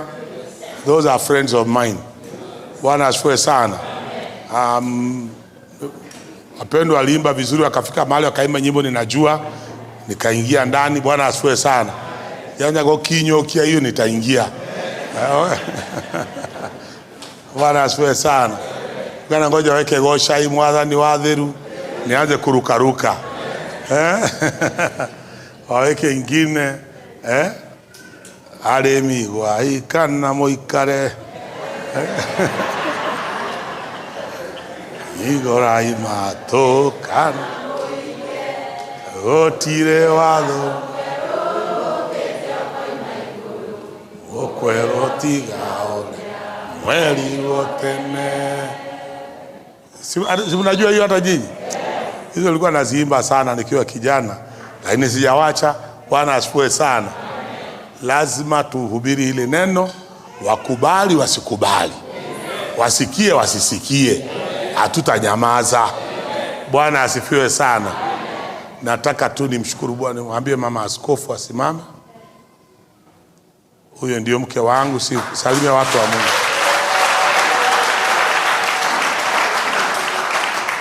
Ametoka Embu. Ndiko nilimtoa 50 years ago. Ati miaka ngapi? 50. Hata ukiambia mtu usiguse mlima, mimi nilishagusa na iko kwangu.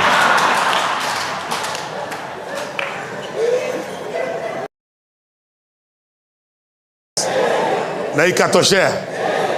Bwana asifiwe sana. Huyo ni mama ya watoto 5 na shosho wa 13 children. Hapo mnatuona. We also almost came with our grandson. He's taller than me. Anamwangaliaga hivi. Mjukuu wetu wa kwanza is 19 years old. Bwana asifiwe sana.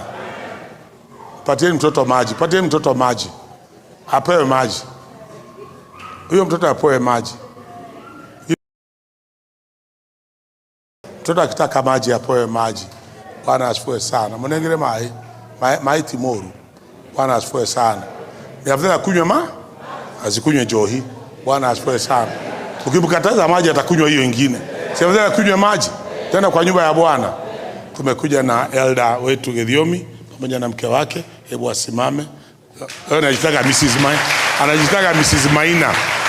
Huyu ndio Githiomi, Maina wa Githiomi. Sasa huyu anajiita Mrs. Maina. Si ni sawa hiyo? Hawa ni tumefanya nao kazi miaka mingi sana. Na bado tunafanya nao kazi. They are pillars in our in the church. Thank you for coming with us.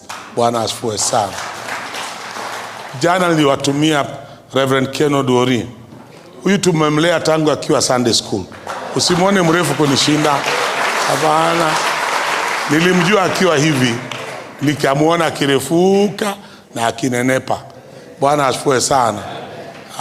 Is one of my spiritual sons. I have a forest of them. So many spiritual sons. Thank you for coming. Na nilijua huyu akija hata standard haitaenda chini. Ilienda chini? Si aliinua? Bas. I knew that. So unajua watoto wako. Unajua nikileta mwingine naweza kuniambia leo ule kama wewe mwenyewe.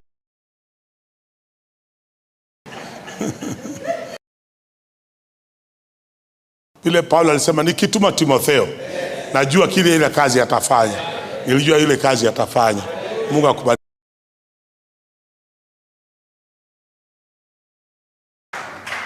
Na hizo saa zimeenda.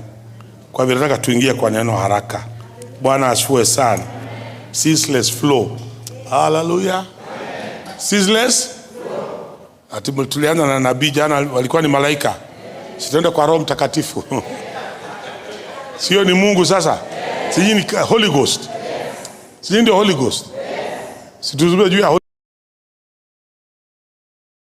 We'll talk about the Holy Ghost today. Bwana asifiwe sana. Roho agai. 4 weeks ago, we had Pentecost Sunday. Pentecost Sunday. What surprised me is that many people who claim to be Pentecostals did not remember. Wamesahau. Nyinyi mlijua kuna Pentecost Sunday? So unaona hata nyinyi mmenyamaza na mnajiita Holy Ghost. Ama nitawanyang'anya jina.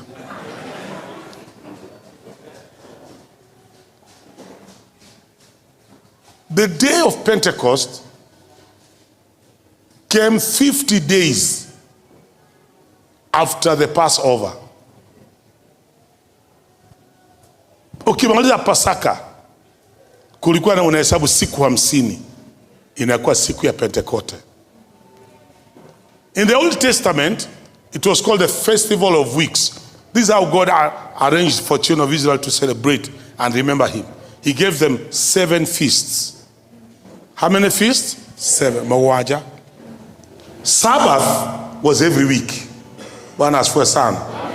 The others came one day in a year, but some of them went even up to 7 days. On 3 of those feasts, all the men had to go to Jerusalem. The feast of the Passover, when they remembered their deliverance from Egypt. Hallelujah. They had to gather together to commemorate. And it is on that Passover weekend, Jesus was crucified.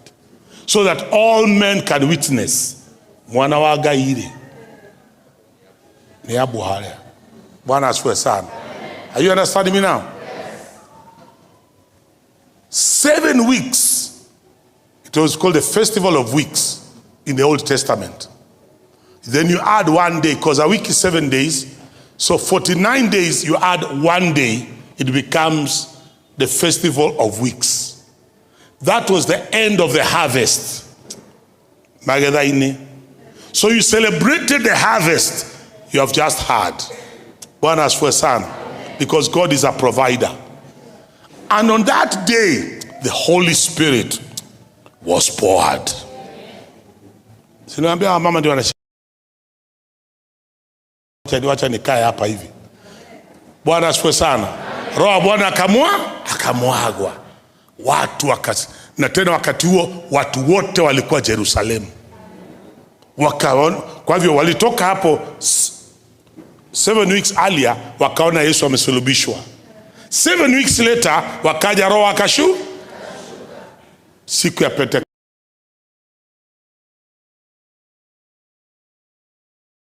Kajiuliza niki kiria na mbele what meaneth this?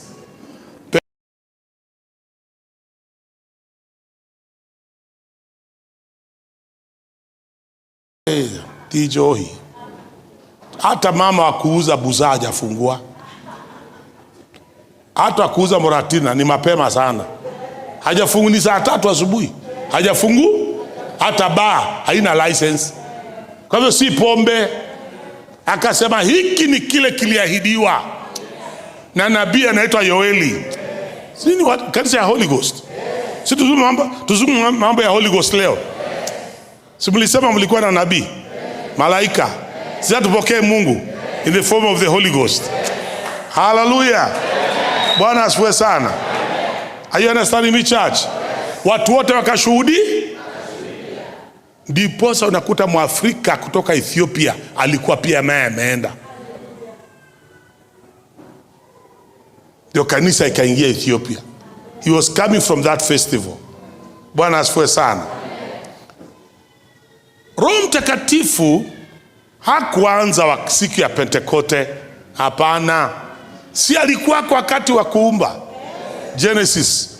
Niliambiwa mna maandiko. Situfuate maandiko. Na nitaenda mbio, kwa hivyo mwathomagu dejuani mwathomagu. You look clever all of you. So you are clever. Group A. Najua mimi nilipoenda shule niliingia standard 1A. Nikamalizia 7A 1966. ndipo nilifanya KPE.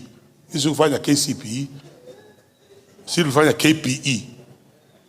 Naona mnaniangalia ati kulikuwako hili kwako. Kulikuwa ingine ilikuwa inaitwa Kape. Kape iliisha 1 year before I reached. Ilikuwa inaenda class 8 hiyo pia. Kwa hivyo zidi wale watu wa kwanza tulifanya KPE 1966. Mimi na huyu mama. Bwana asifiwe sana. Ndio tukaenda form 1. Kwani mnanionea wivu? Siji mmesoma yenu ya 844. Sisi tulisoma yetu. Bwana asifiwe sana. Roho Mtakatifu alikuwako. Wewe niwekee maandiko Genesis chapter 1. Tuanzie hapo haraka sana ili tuende mbio. Tuende mbio. Taratibu. Najua juzi mwingine aliniambia nihame nikuje hapa tukae na nyinyi wiki mzima. Na nimesema next year usiweke mkutano 25th of June Hatutaki maandamano. Weka kabla ya maandamano. Bwana asifiwe sana.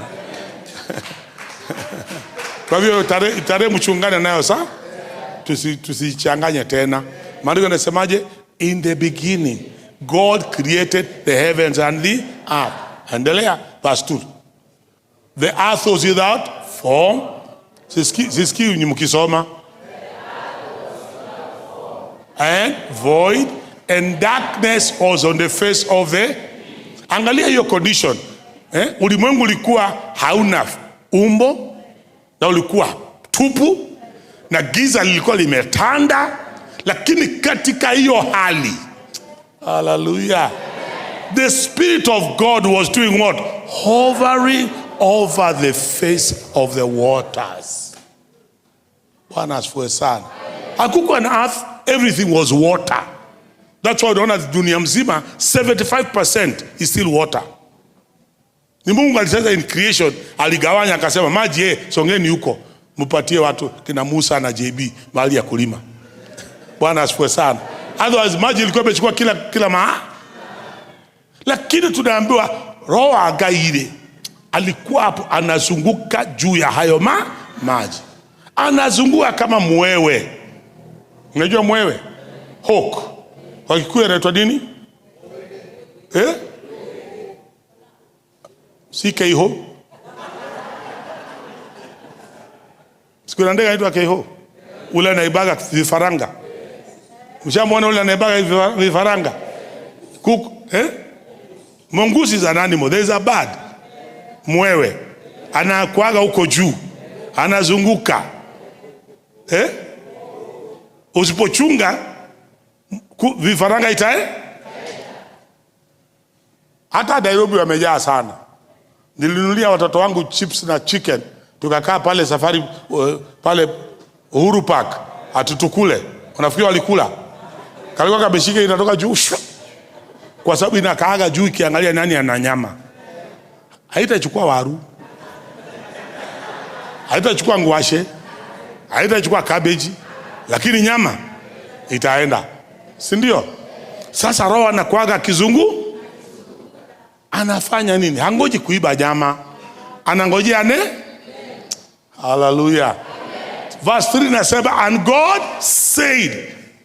Verse 3 nasemaje? And God said, let there be light. And there was light. Kwa hivyo Roho si mgeni. Bwana asifiwe sana. Alikuwako tangu alikuwako ulimwengu he was there in creation. Bwana asifiwe sana. Mungu angesimama aseme dumayo nene mono dumayo. Hiyo giza ni mingi. Lakini kusema mambo ya giza, alisema let there be light. Na hata leo katika kanisa hili, siniwaambia mimi si muinjilisti, Ken ni muinjilisti, mimi si muinjilisti. Bwana asifiwe sana. Mimi ninapohubiri ndivyo ndio anavyoomba. Kwa hivyo wale wanapokea maisha yako yatabadilika. Nasema hata leo katika nyumba hii Roho Mtakatifu anatembea. Anangojea neno. Ukisikia neno, hallelujah, anatimiza hilo neno. Somebody say amen. Somebody say amen. Usitangaze shida yako. Usitangaze malilio yako. Tangaza kile unachotaka kitendeke. Mungu alisema let there be light, and there was light. Bwana asifiwe sana. He was there at creation.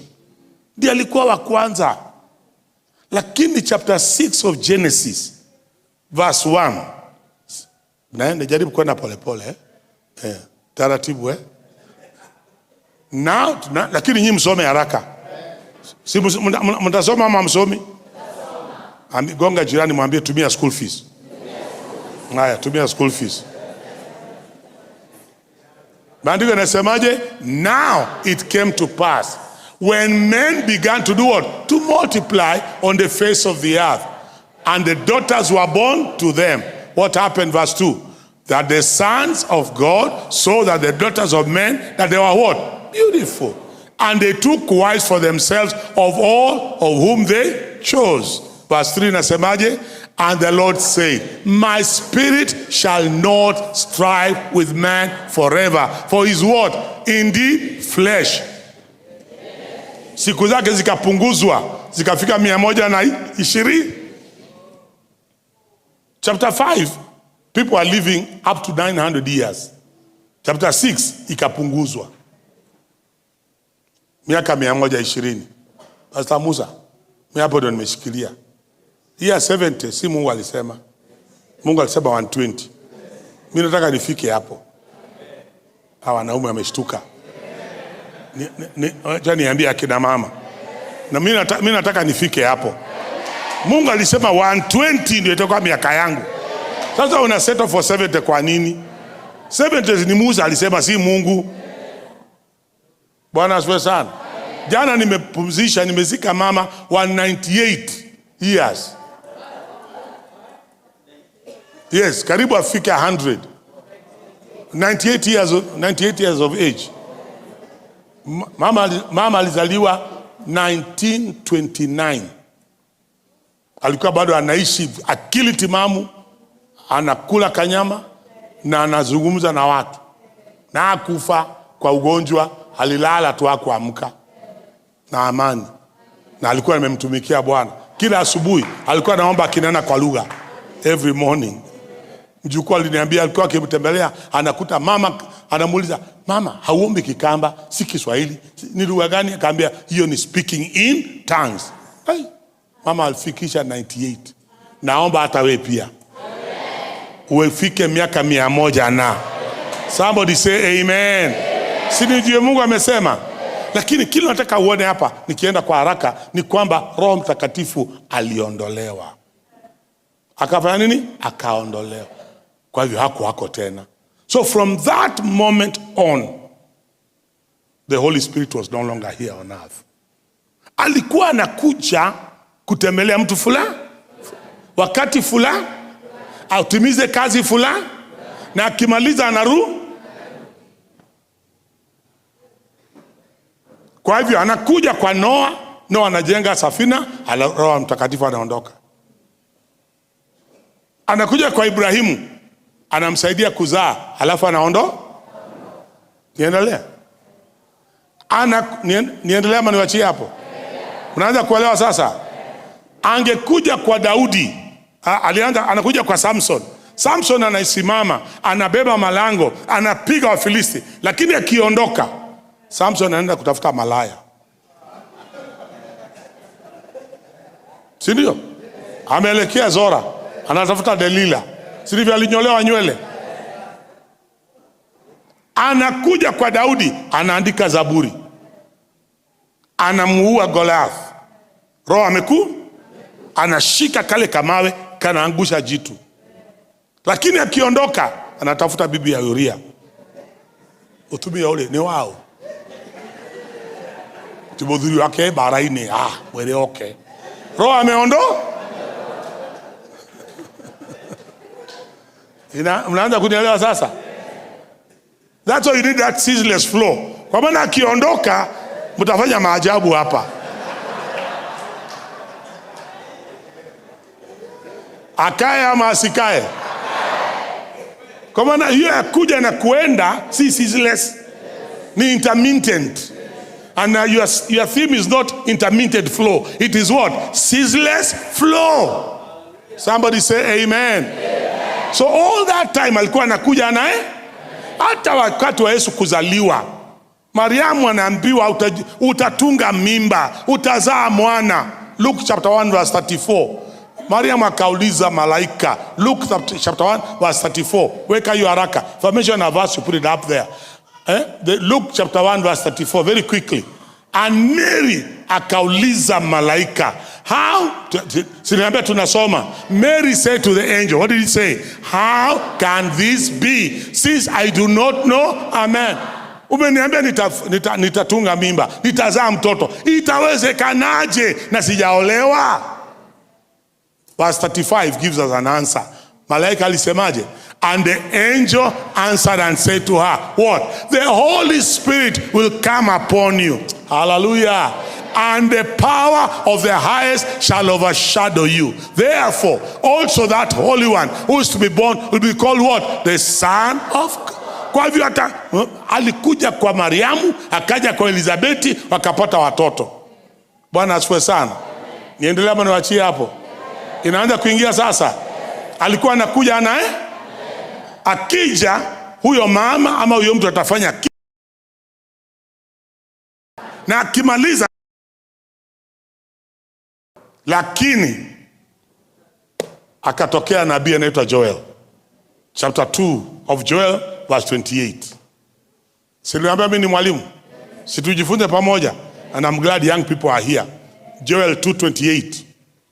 Joel chapter 2 verse 28. Akatoa unabii. Bwana asifiwe sana. Unabii wako lisemaje? And it shall come to pass afterward. What will happen? That I will do what? Watu wameka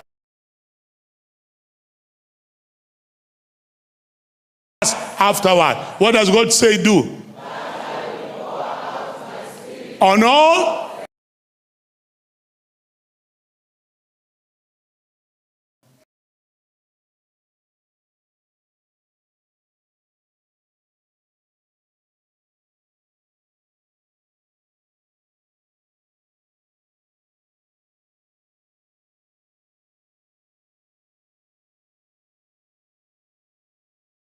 Mimina. Ceaseless. Nitamwaga roho wangu on all flesh, juu ya wote wenye mwili, na wana wenu wa kiume na wa kike watatabiri, na wazee wenu kama mimi hatujasahaulika wataota ndoto. Na vijana mko hapa, vijana hoye, na vijana wenu wataona nini?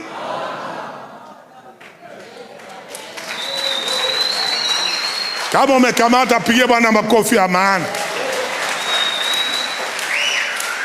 Mungu anatoa ahadi.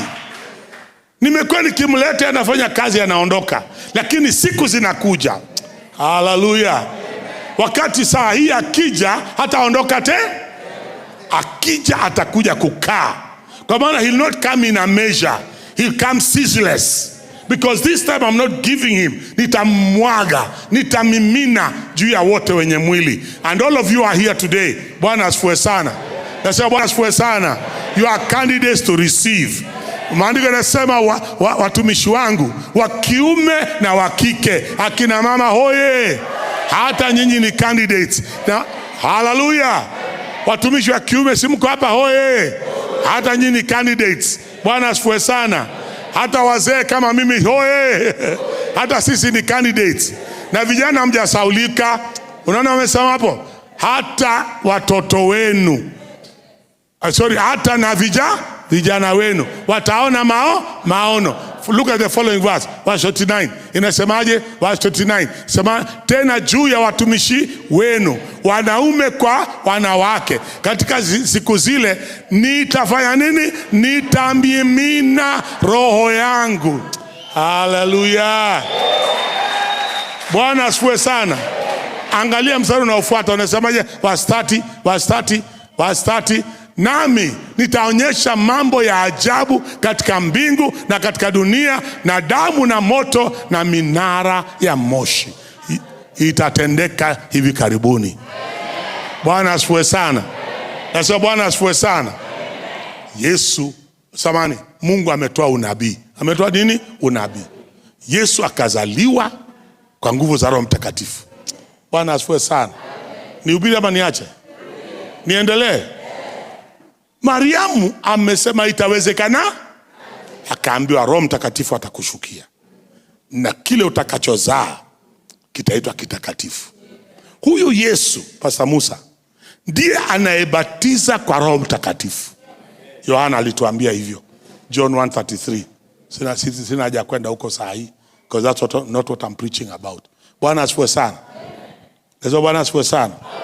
Mariamu alipoambiwa atashika mimba, yeye mwenyewe alimjibu malaika, akasema let it be unto me.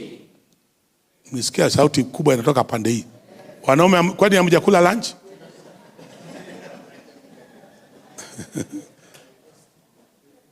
I'm in the following verse 35. And Mary said, behold thy maid servant. Let it be to me according to your. And the angel. Hapo ndipo Mariamu alishika mimba. Hakwenda kushikia nyumbani. Aliposema let it be unto me, mimba ikaingia pap. Huku bado hiyo ufunuo hajashika. Akina mama nijua nyinyi ndio mnashikaga mimba. Nyinyi ndio mnanielewa. Mtanielewa, hii ufunuo mtashika haraka. Bwana asifiwe sana. Ninapohubiri hili neno, nanyi pia mnapunguza volume. Nasema ninapohubiri hili neno, mnaposikia hili neno, semeni kama Mariamu, let it be unto me according to your word. Unaposema hivyo, muujiza inakuja pap. Bwana asifiwe sana. Uponyaji inaingia, promotion inaingia. Nyosheni mikono, muombe tu wazee, mwambie touch our husbands. Acha nikuje pia nao niwaombe.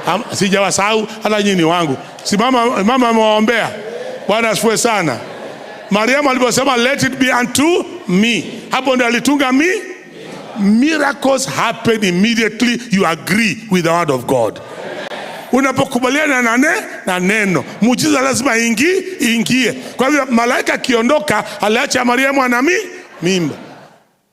Lakini akamwambia, nataka utafute mama anaitwa Elizabeti, your cousin, ne cousin wanyu. Lakini nyinyi mlimuita, unajua Wayahudi ni kama Wakikuyu. Nisema ama niache? Jina ikianza inakuwa Ukienda kwa boma kama kule dada yangu ameolewa, Wamboi ni aigemono. Unasikia Wamboi, wanaone Wamboi, kama sivyo. Lakini lazima utofautishe Wamboi wao. Lakini wote ni Wamboi. Sasa kule aliolewa, huyo mama mwenyewe ni Wamboi, na shosho wao pia ni Wamboi. Kwa hivyo kila mtu amezaa Wamboi, hata dada yangu amezaa Wamboi. Kwa hiyo lazima utafautishe, ni wage tao, na huyo ni wahenia, huyo ni huyo paka utafute baba yake ndio ujue ni Wamboi ga. Sasa katika hiyo mwerega yake kina Mariamu, kulikuwa na Mariamu na Elizabeti lakini lazima ujue ni Elizabeti gani unasema. Lakini huyu kwa sababu alikuwa hajazaa miaka mingi, akamuita Mariamu Elizabeti yule tasa. Malaika anasema that Elizabeth you called barren. Amnyi mnamuitaga Elizabeth tasa. Sio tasa tena, ana mimba ya miezi sita. Na kwa sababu ni mzee, ameona haya kukaa Nairobi. Ameenda Geshagi. Endo kamtafuta Geshagi. Kwa maana hapa Nairobi watu wanamcheka. Elizabeth kaiko kuzile afya. Hii miaka hiyo ni mimba. Sasa akaona akaenda kujificha wapi? Kwa hivyo malaika anambia Mary, nenda kamtafute wapi? Geshagi, huko ndo tampata. Haleluya. Si Mary alienda? Si walisalimiana? Vya mondo mwende, si ndio alifanya? Walipomsalimia mara moja tu, Elizabeth akasema, how is it that the mother of my Lord has come to greet me? imekuwaje kwamba mama wa bwana wangu amekuja kunisalimia? Mariamu akamuuliza, umejuaje? Akamwambia, uliponisalimia katoto katika mimba yangu kalianza kurukaruka. Kwa nini? Yohana alijua huyu ndio mbatizaji wa Roho Mtakatifu. Waliposalimiana, haleluya, Yohana ni kujaza, alijazwa na Holy Ghost. Mtu wa kwanza kujazwa na Holy Ghost alikuwa Yohana, akiwa katika tumbo la mama yake. Ndiposa Yesu anasema, of all the men born by our woman, none is greater than John the Baptist. Kama na huyu akizaliwa alikuwa amejazwa tayari. Bwana asifiwe sana. Yeye alipoinuka kuanza huduma alisema, mimi nawabatiza kwa maji, lakini kuna mwingine anakuja, ni kazi ni yako. Haleluya. Huyo atawabatiza kwa Roho Mtakatifu. Yohana amefanya nini? Amechukua baton kutoka kwa Yoeli, anakimbia nayo, anasema yule Roho ambaye aliahidiwa wakati wake umefika. Bwana asifiwe sana. Tunaelewana sasa? Si Yohana aliuawa? Nasema si Yohana aliuawa? Yesu akashika baton, Yesu akaanza kukimbia nayo. Bwana asifiwe sana. Anaambia wanafunzi wake, are you following my teaching? John 14:5. Najua nafikiri bado nahubiri kumbe namaliza. John 14:15. I want John 14:15. John 14:15. John 14. If you, tulikubaliana mnasoma maandiko. If you shall do what? Keep my commandments. And what shall I do? I'm in verse 16. Wewe unafuata tu vile mimi nafundisha. What will I do? I will pray the Father, and he'll give you what? Another helper, that he may do what? Abide with you forever. Amechukua baton kutoka kwa Yohana. Bwana asifiwe sana. Huyo helper ni nani? Anatueleza the following verse. Verse 17. Who is this helper? Anamuitaje? The Spirit of truth. Tunasema na wewe, the Spirit of truth, whom the world cannot receive, because it neither sees him nor knows him. But anasemaje? But you in this church, you know him. Hallelujah. You know him. How do you know him? For he dwells with you, but he will be in you.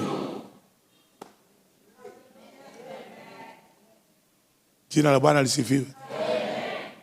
Huyu Roho Mtakatifu ulimwengu hauwezi kumpokea, kwa maana si watu ambao hawajaokoka. Kama uko hapa hujaokoka, huwezi kumpokea, kwa maana hata humjui. Lakini kama uko hapa umeokoka, haleluya, uwe ni mwanamume ama mwanamke, uwe kijana ama mzee, wewe unaweza kupokea Roho Mtakatifu. Bwana asifiwe sana. Are you understanding me, church? Na akawaambia wanafunzi wake that time. That aliwaambiaje? Aliwaambia, you know him. How do you know him? For he dwells with you. Anaishi na nyinyi. Anahova. Yuko nani? Lakini siku inakuja hatakuwa na nyinyi, atakuwa ndani nikwambia nye. Bwana asifiwe sana. Kwa nini yuko na wewe kivipi? Kwa sababu kabla hujaokoka ni Roho Mtakatifu alikuvuta. Bwana asifiwe sana. Ni yeye aliyekubembeleza, ni yeye aliyekuconvict, ni yeye aliyekuhukumu. Kwa ndio kazi yake. Wakati mhubiri amehubiri ukasikia nengo honoka, hiyo si kazi yako. Ati mimi nilikubali, niliamua nitaokoka. Wewe hakuna kitu uliamua, ulikuwa mlevi. Ungeamua namna gani? Haukuwa na uwezo wa kuamua. Ni Roho alifanya nini? Alikuconvict. Na akakuvuta. Akakuleta kwa ye. Kwa hivyo yuko na wewe. Hallelujah. lakini hataki kukaa na wewe, anataka aingie ndani. Praise the name of the Lord. Bwana asifiwe sana. Niliomba chupa ya maji nikapewa na mchungaji. Si ndio hii? Na mtu akipewa maji si anakunywa. Hii maji iko na mimi. It is with me. Location, geographically it is outside. Lakini kikunywa it's no longer with me.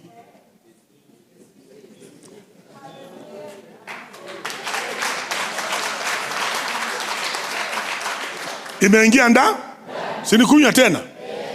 Mnaona nikifanya sarakasi? Si ndio kunywa? Mwenye kuna watu wanafikiri ili uweze kunywa Roho Mtakatifu lazima ufanye saraka. Huna haja ya sarakasi. Si bado tu nikikunywa nimerusha miguu, nimeanguka, nimebiringika hapa, atinekia reka nikunywa ranywa mai. Si maji unakunywa tu.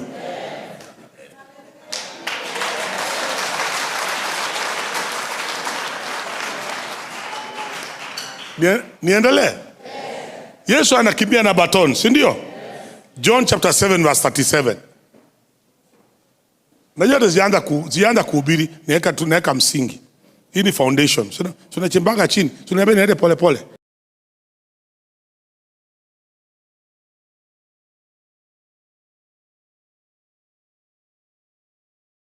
Sikia mkisoma. On the last day, the great day of their feast, what did Jesus do? Jesus stood and cried, saying what? If anyone thirsts, let him come to me and naomba siku ya leo ukapate kiu. May God give you a thirst. May God give you a hunger. Hallelujah.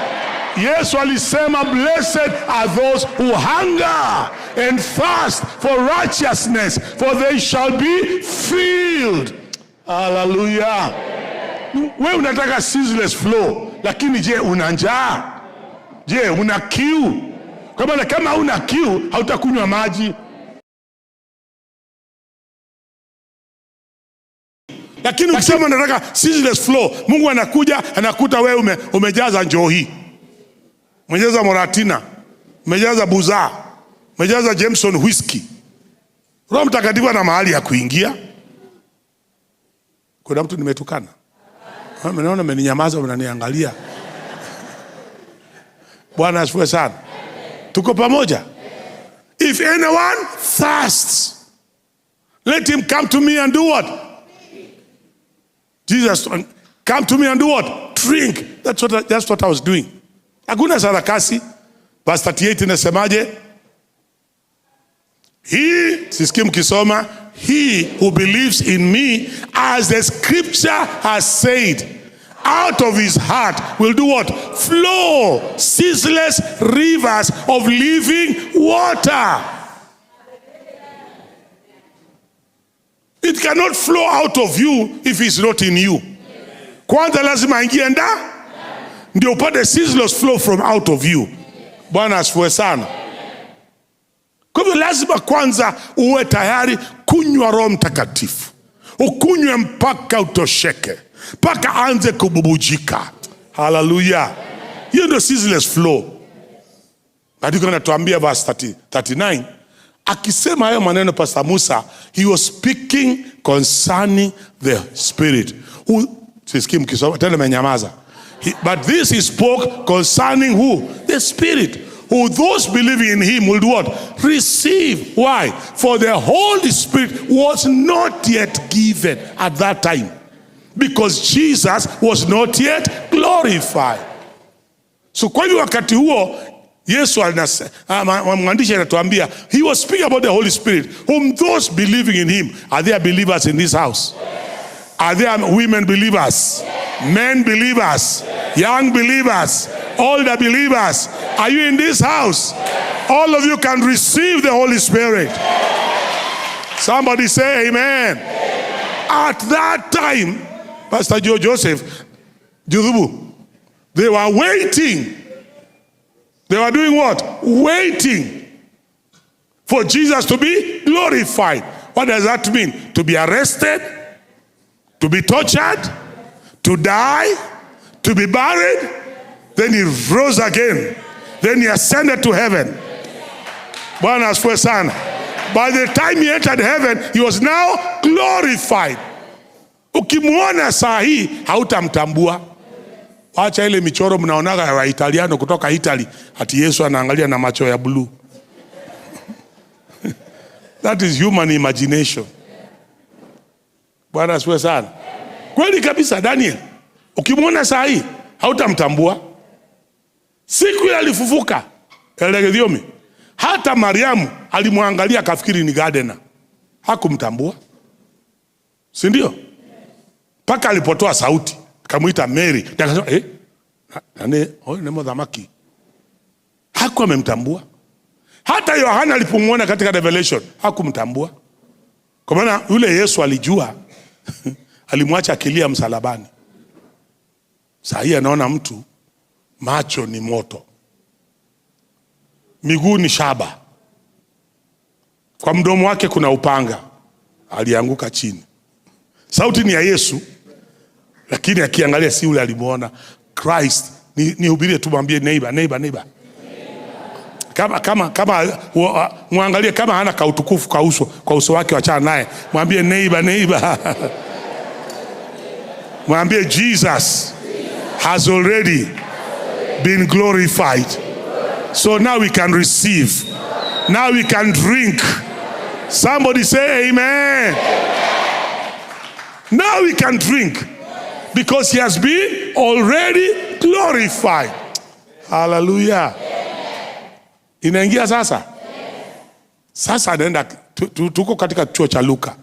Tuende katika Luka 24 verse 47. This will be my last point. Now we start applying it. Tukienda tukimaliza. Bwana asifiwe sana. And that watu wa Holy Ghost Church mnakana kusoma. And that what? Repentance and remission of sin should be preached in his name to all nations, beginning from Jerusalem. Verse 38 anasemaje? Verse 48. And you are witnesses of this. Hawa wanafunzi wake Pastor Musa, kuna vitu walikuwa wameshuhudia. Walimuona Yesu akitembea juu ya maji. Hallelujah. Wakamwona Yesu akifufua Lazaro, akafufua msichana wa Jairo, akafufua yule kijana wa mjane kule Nain. Hallelujah. Akashika mikate 5 akawapatia, ikalisha watu 5,000, wakachukua vikapu 12. Walikuwa mashahidi. Waliona wenye ukoma wakipona. Niendelea maniwachie hapo. Are you understand me, friends? Akaambia, ingawa mmeona hayo yote, mna uhuru wa kwenda kuzungumza, lakini msianze. The following verse anawaambiaje? Though you are witness of these things, behold, what am I saying? I send the promise of my Father upon you. But do what? Tarry in the city of Jerusalem. Wacheni kuenda mbio. Gojeni kwanza. Until you are endued with power from on high. Kama ile Mariamu alipokea. Ngojeni anakuja. Endeni Jerusalem, ngoje anakuja. Bwana asifiwe sana. Tuko pamoja sasa? Others angetoka na kusema, mimi niliona akitembea juu ya maji, niliona Petro akijaribu akazama. Niliona hiyo mikate, tuliona. Kaambiwa hata kama mliona, nyamaze. Kwa sababu nataka nitume ahadi ya Baba. From Joel chapter 2, hiyo ahadi inakuja. Mlisikia Yohana alisema, sasa ninakuja. Yuko karibu kufika. Bwana asifiwe sana. Rudini Jerusalem, mwende mkae mningoje. Bwana asifiwe sana.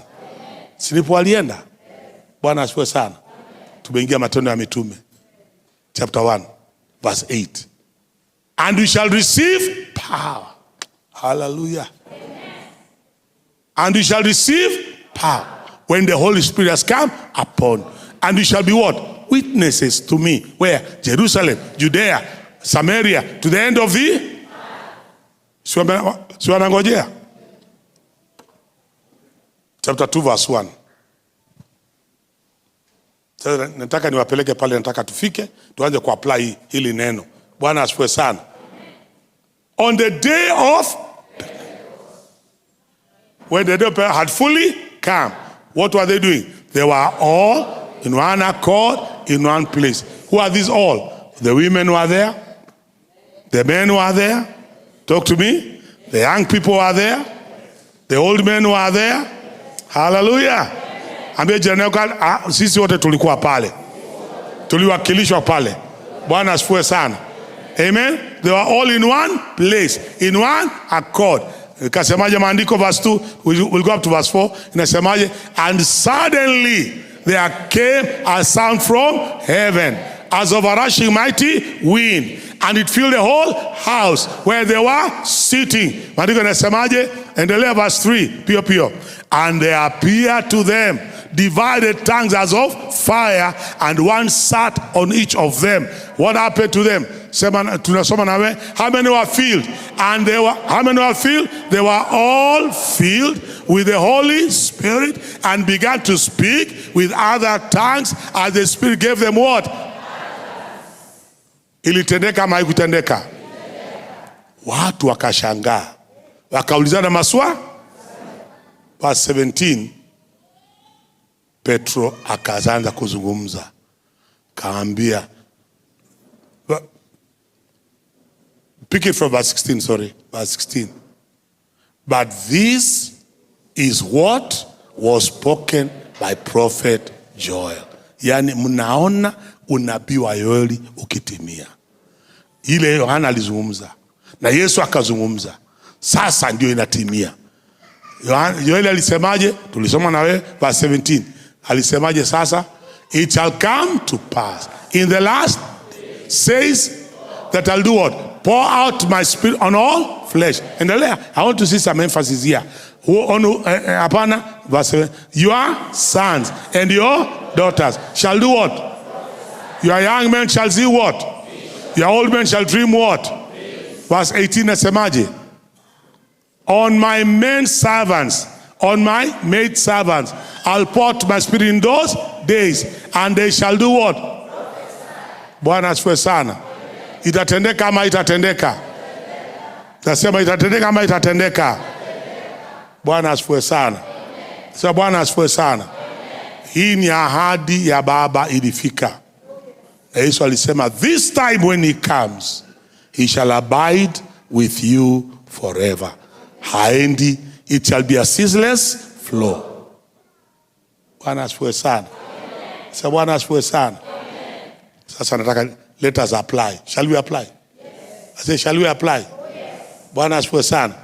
I want to just, are you writing notes? Ama mlichoka? Or you want to watch the video later? Sawa, whichever. Unajua kuna nasema ndaangalia baadaye. Hata wewe ni wa kiroho. Bwana asifiwe sana. Nasema tena Bwana asifiwe sana.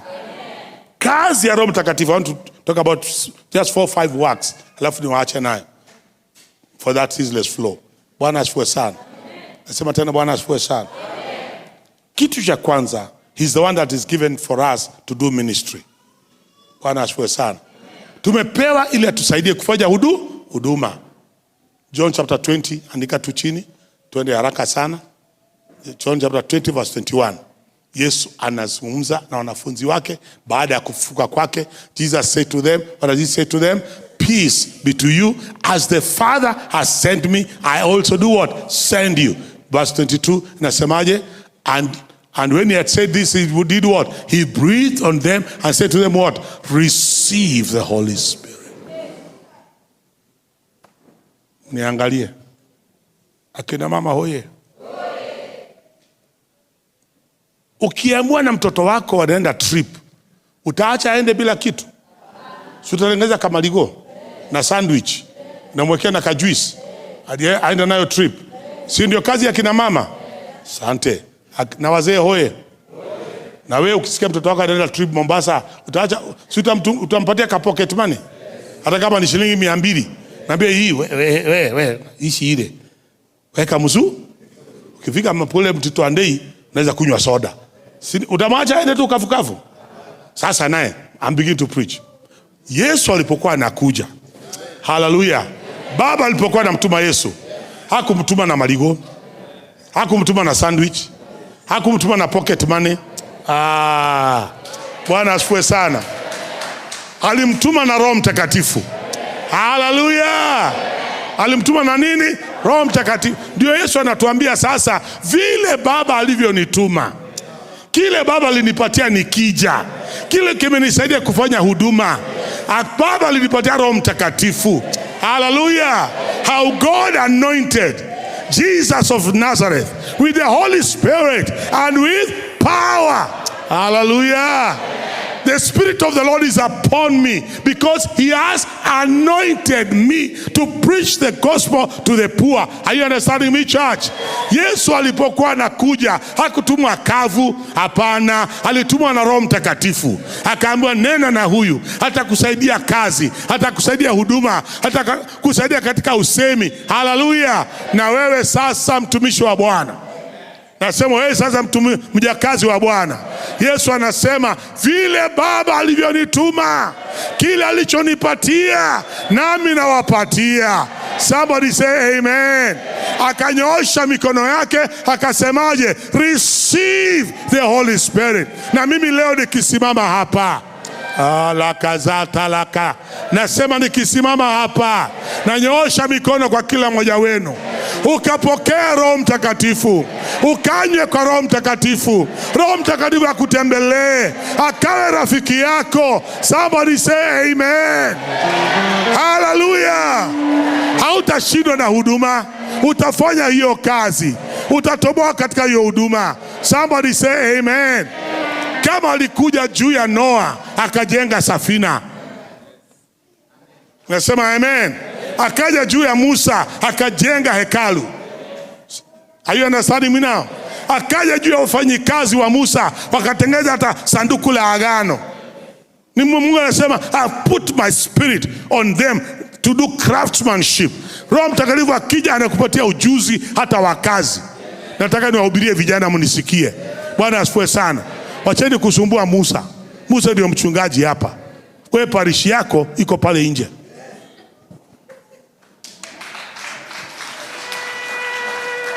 Ati mimi sijakaribisha kuhubiri kwa hii kanisa. Nikisema huduma simaanishi hapa. Kule ukunafanya kazi ndio mahali yako ya huduma. Mwalimu, hiyo darasa umepewa, that's your parish. Hawa watoto 40 uko nao, hiyo ni kanisa tayari. Bwana asifiwe sana. Hello? Niendelee ama niwachie hapo? Wewe mfanye biashara, customers wako, that's your parish. Huyo mama anakuja kununua mboga, anakuja kununua mtumba. Hapa kanisani wangu kuna watu wa kuuza nyanya, ya kuuza mtumba niko nao. Kama ni makanga, hawa tunajaza kwa hiyo matatu, nafikiri nini? That is a field to preach. You have a captive audience from here to town. Captive audience. Kitambo afike town, wapatie ne? Roho Mtakatifu akusaidie. Hapana, mimi nataka Musa akae chini, atajudhubu akae chini, ni nasikia neno linachemuka. Hiyo neno ngoja customers wako wahubirie hilo neno. Bwana asifiwe sana. My daughter yule mkubwa ni wakili. Akiwa 3rd year alikuja kuniambia mimi nasikia naenda kwa huduma. Kufanya nini? Mimi nataka kuhubiri. Vile unahubiri, I want to preach like you. So sitaki kurudi university, na hiyo ni 3rd year. Anabakia mwaka moja graduate. Nikamwambia ile pulpit ni yangu. Wewe utapata pulpit yako. Bwana asifiwe sana. Akamaliza, akaenda, akaandikwa kazi ya magistrate. Nilienda kumtembelea Mombasa akiwa senior resident magistrate. Nikaingia kwa courtroom yake. Musa, niliambiwa lazima niiname. Nikaanza kucheka. Mtoto nimeshomesha, sasa yuko pale juu, ati sasa ninainama. Nikaambia usipoinama tutakuweka ndani.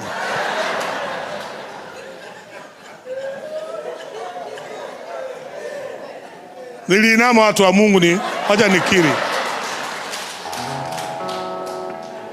Nikaina, yeye akaniona. Tulikuwa na pastor anaitwa Wawero na mwingine anaitwa Jimmy Kemani. Tumeingia kwa watatu, tumetoka beach. Tumevaa ma shorts na ma t-shirt. Tumeingia kwa courtroom, tukainama sisi wote. Alipotuona alianza kucheka. Mimi nikajua na mimi pia nacheka. Tukaenda tukakaa chini ndani yako pale kizimbani in the dock. There were over 60 people. Huo ni wakati mishuke amechacha, kama una seat belt unaenda nda. Walikuwa wameokotwa wote asubuhi, hakuwa na seat belt. Ameleo kwa courtroom yake. Wamejaa pale wanangojea madam. Afande, guilty or not guilty? Guilty madam. Nikaanza tu kucheka. Huyu msichana hata hajafikisha miaka 30. Hawa wanaume wote wanatetemeka mbele yake. Alipotuona, unajua vile alifanya? Alisema this court is now adjourned. Kila mtu arudishwe basement. Yeye akasema si koti iliisha. Wale watu hata hawajahukumiwa, wamerudishwa rumande. Akaingia kwa chemba, akaambia orderly, nenda unitie wale wazee watatu waliingia. Tukaona askari ametoka kusema madam anawaita. Akafikiri tuna shida, anataka kwenda kutuhukumu. Tukaambia hapana, tupeleke. Tulipofika kwa ofisi tulicheka kwa chambers. Nikamwambia my daughter, umeona parishi yako? Hao watu ukiwaambia waokoke wataokoka saa hii. Si wameshikwa? Wanaogopa kwenda jela. Saa hii wataokoka hata Waislamu watasema sema nyuma yangu Bwana Yesu, Bwana Yesu. That is your parish.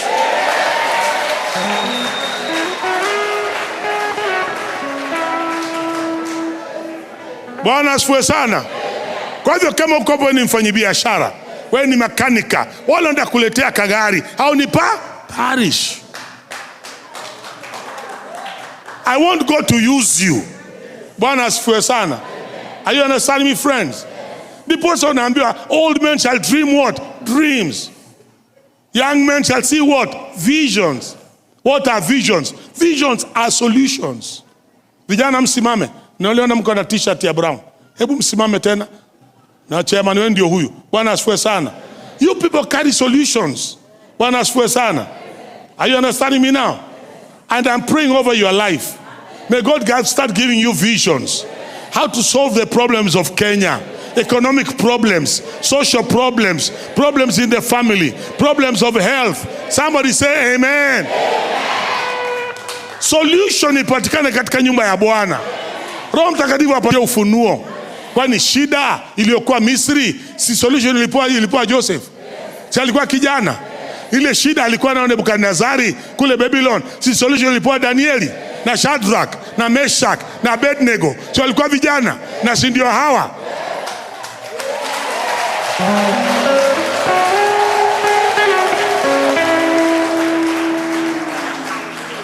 Farao alikuwa na shida. Ameota ndoto, ameshindwa kupata majibu mpaka kijana aliyekuwa na roho wa Mungu. Hallelujah. Akampatia Genesis 41 verse 38. Weka hiyo ili uone kwamba mimi ni mtu wa Mungu. Genesis 41 verse 38. Inasemaje? Genesis 41 verse 38. Genesis 41 verse 38.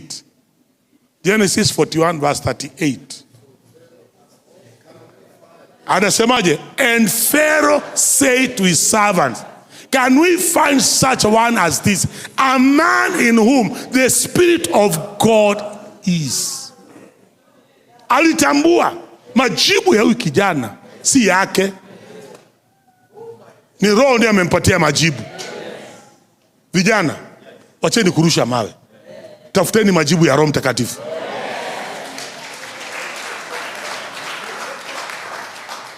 Kenya ina shida na majibu iko na ninyi. Bwana asifiwe sana. Na majibu iko kwa barabara, iko kwa magoti. Joseph aliambia Farao, God shall give Pharaoh an answer of peace. Akarudi kuwa Mungu ampatie jibu. Bwana asifiwe sana. Tuwapige makofi. Are you understand me, friends? Danieli naye Nebukadnezar ameota na akaisahau. Akasema niliota ndoto nikasahau. Mniambie ndoto yangu. Niyo ameita watu wote wa uradhi. Mniambie ndoto yangu na maana ya. Daniel chapter 2 verse 11 akaambia wewe mwadhamaki, what you asking for is impossible. Haiwezekani. Daniel chapter 2 verse 11. Daniel 2:11. Tena mbio. Sinikwambia I want to apply this word. Walimwambiaje mfalme? It is a difficult thing that the king does what? Request. And there's no other who can tell it to the king except who? The gods, whose dwelling are not with flesh. They were wrong. I say they were wrong. Because there are some gods that dwell here. And they are in this house. I say they are in this house. Waliposhindwa kujibu wakasema wote wanyo. Daniel akashikwa. Anasema mnatunyonga kwa nini? Nyinyi mmekula mali ya mfalme miaka mingi. Nyinyi ni watu wa uradhi. Sasa ameshinda kuleta maji. Kwa hiyo mfalme anasema tuamalize. Akasema hapana, nipeleke kwa mfalme. Kaambia king usiue mtu. Nipe muda nio. Uliambiwa ati ni Mungu tu we have got small gods. Tuko hapa. And they are in this house. Wengine wamevaa kilemba. Wamefunga kitambaa. Wamevaa nguo iko na mafiriri. But you are a God. Are you understanding me, friends? Alipolete majibu, akaambia mfalme, this was your dream. And this is your answer. Ilikujaje? Maandiko yanasema, in the dreams of the night, God spoke to Daniel. In the dreams of the night, God spoke to Daniel. Akampa majibu. Bwana asifiwe sana. Alipopokea majibu, Daniel chapter 2 verse 46, mfalme alianza kumwabudu Daniel. It is there. Then King Nebuchadnezzar fell on his face prostrate before Daniel and commanded they should present an offering and burn incense. You are a small God and you don't know. Si wale wachawi wake walimwambia, the only one who can give you this answer is God. Ule atakupatia jibu ni Mungu. Si Daniel ndiye ameleta. Si Daniel akaonegai. Akaina akasema lete sadaka. Lete uvuma, chomieni huyu Daniel. I want you to see how the Holy Spirit can lift you. Mahali paka wafalme wa kimataifa watakuogopa na watakufahamu. Because you'll come up with solutions. Say again solutions. Say again solutions. They must come from the house of God. Shida ya Kenya haitatatuliwa na wanasiasa. Hawana hiyo solution. Ni sisi hapa tumwamini Roho Mtakatifu. Tuambie whoever is in office, tupe muda tuombe, tukuletee majibu. Kenya iende mbe? Bwana asifiwe sana. Are you understanding what I'm teaching you now? That's why you must desire the Holy Spirit. You must drink the Holy Spirit. You must have a ceaseless flow of the Holy Spirit. He brings solutions in our problems by giving us visions and giving us what? Dreams. Somebody say amen. Amen. He's also called the Paracletos. He's called what? Paracletos. Jesus says, I'll send you another helper. Another. Friday nilipotea sana. Kwa sababu barabara zilikuwa zimefunga. Tukazunguka tukaingilia hii Mathare North Road. Tukaweka Kagugu, Mrs. Gugu. Kumbe Mrs. Gugu ajui hapa. Alituingiza huko ngambo hiyo. Kwambia ndeni huko ya 5 minutes from the church. Akatupeleka kwa daraja kingine. Nika miguu. Vijana wakatuambia hakuna njia huko. Hiyo njia ni ya miguu na watu wa nduthi. Unaona? Hiyo kadaraja kwa tulifika paka hapo. Mrs. Gugu ametupoteza. Tukarudi tukashika ile njia, nikaambia mzee, wacha tushike njia kwenda kwa kanisa ya Redeemed. Kwa maana hiyo najua. Tukafika pale tukakuta Juja Road haipitiki. Tukaingia ndani tukajizungumzia pale kwa gate. Jina mzuri, a good name is better than money. Niliambia Ochman, mwambie ni Bishop Masinde nataka kupita. Alifungua gate bila ubishi, lakini pia Bishop Pastor alikuwa amepiga simu kwa Mrs. Kitonga kituombea njia. Ndio tukafika hapa. Lakini sasa nataka uelewe. Maana ya Parakletos ni kusema safari yako ya mbinguni. Mama hajapokea. Wazee ndio watanipokea leo. Naona wazee wamechangamka. Bwana asifiwe sana. Nasema safari hii ya mbinguni hautapotea. Hii utafika bila kupotea. Somebody say amen. Kwa maana hii si ya Google Map. Nasema si ya Google Map. Hii ni ya Roho Mtakatifu. Somebody say amen. Kijana. Hebu mniletee huyu kijana. Hebu njoo, kuja baba. Come, just come. Kuja baba. Kuja. Tuacha nikufuate hapo. Naona vile kijana anaenda. Roho Mtakatifu anatumwa kutembea na wewe. Ndiye anaitwa Parakletos. Ili usipotee. Akiona umechoka anakubeba. Ili safari ifanye nini? Iendelee. Somebody say amen. Huyu mtoto ni wa nani? Ni wako? Ni wa nani? Ni wa Lazarus. Ameenda wapi Lazarus? Yuko huko nyuma. Yuko jana alikuwa anaenda. Hiyo na sadi mina atakupeleka pa kwa baba, akimbia kwa dadi. Bwana asifiwe sana. Mbona amekimbia? Hiyo ndio kazi ya Roho Mtakatifu. Bwana asifiwe sana. Musa juzi alikuwa anaenda kuhubiria dada moja aitwa Martha. Kule mnaita nini pipeline? Unajua pipeline? Unajua pipeline? Kama mnafikiri huko kwenu iko ngumu, pipeline is more difficult. Kabana huku manyumba ni ya chini. Pipeline ni ghorofa 7, 10.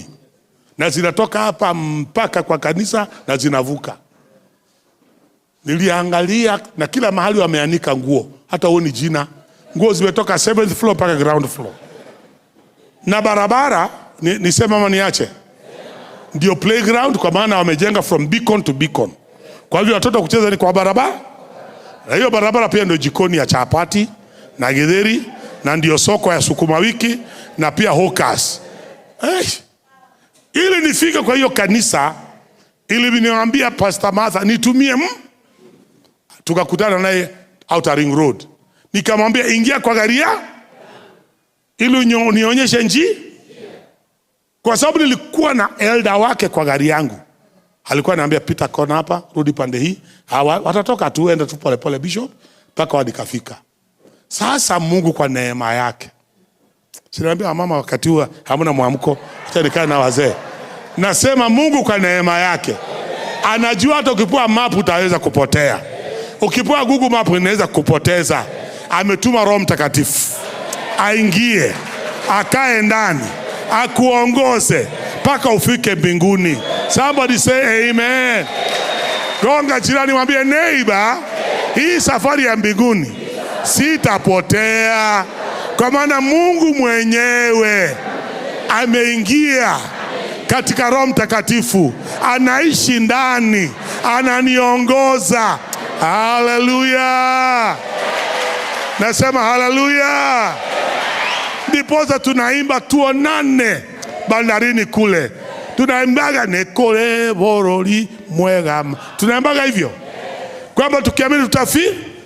Mimi nakwambia hata tusipoonana hapa tena, tutakutana kule. Roho Mtakatifu atakufikisha, nami atanifikisha. Somebody say amen. Niendelee ama niwachie hapo? Kwa nini nataka nihubiri mpaka saa ngapi? Bwana asifiwe sana. Huyu Roho Mtakatifu amekuja kutusaidia katika maombi. Haleluya. Ametuma atusaidie katika nini? Kwa maana Romans chapter 8 verse 26, Paulo anaandika nasema, for the Spirit himself, Romans 8:26. Pio. Sina kama na apply, nataka kutoka hapa. Romans 8:26. Inasemaje? Romans 8:26. Likewise, tunasoma na wewe, likewise the Spirit also helps in our weakness. That is one of our major weaknesses, is that we don't know, for we do not know what we should pray for as we ought. But the Spirit himself, what does he do? He makes intercession for us with groanings which cannot be uttered. Bwana asifiwe sana. Nasema Bwana asifiwe sana. Hatujui kuomba. Mimi nimekuja hapa nikakuta Musa yuko na iPad. Bwana asifiwe sana. Lakini kurudi makanisa yetu traditional, wanakuwa na vitabu vingapi? Moja ni Biblia, ingine ni hymn book, na ingine ni nini? Ibukuli hadhara. Kadatigo. Ni kukiri hawajui kwa maana akitaka kuombea mtoto anaambia mahoya mama anali ni page gana. Ni 14. Oh, 14. Ni kukiri kwamba hajui ameandikiwa Kwa hivyo tukimwambia aombe kitu lazima angalie ni page gani. Kwa maana hawajui kuomba. Hawa Waislamu naona piga kelele. Wanarudiaga maombi moja 5 times a day. Maombi ni ile tu. They repeat the same thing every day 5 times a day. Hakuna sala mpya. Niendelea. Bwana asifiwe sana. Hata ukiangalia Pope nani? Anaandikiwaga maombi. Kuna katoto kadekao kamejificha kameshika maombi. Yeye anafanya tu hivi, anasoma pale. Haonekani kwa kamera, lakini amemshikia maombi. Kwa umeshtuka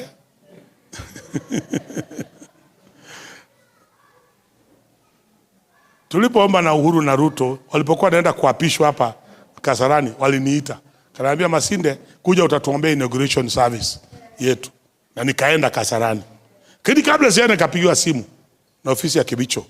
Nikaambiwa kabla hujaenda kuomba, tunataka utuandikie maombi ile utaomba. Submit your prayer to us. Nikaambia mimi sina maombi naandika. Wewe niambie unataka niombee nini and how long. Mimi mwenyewe nitajipanga. Sipangwingwi.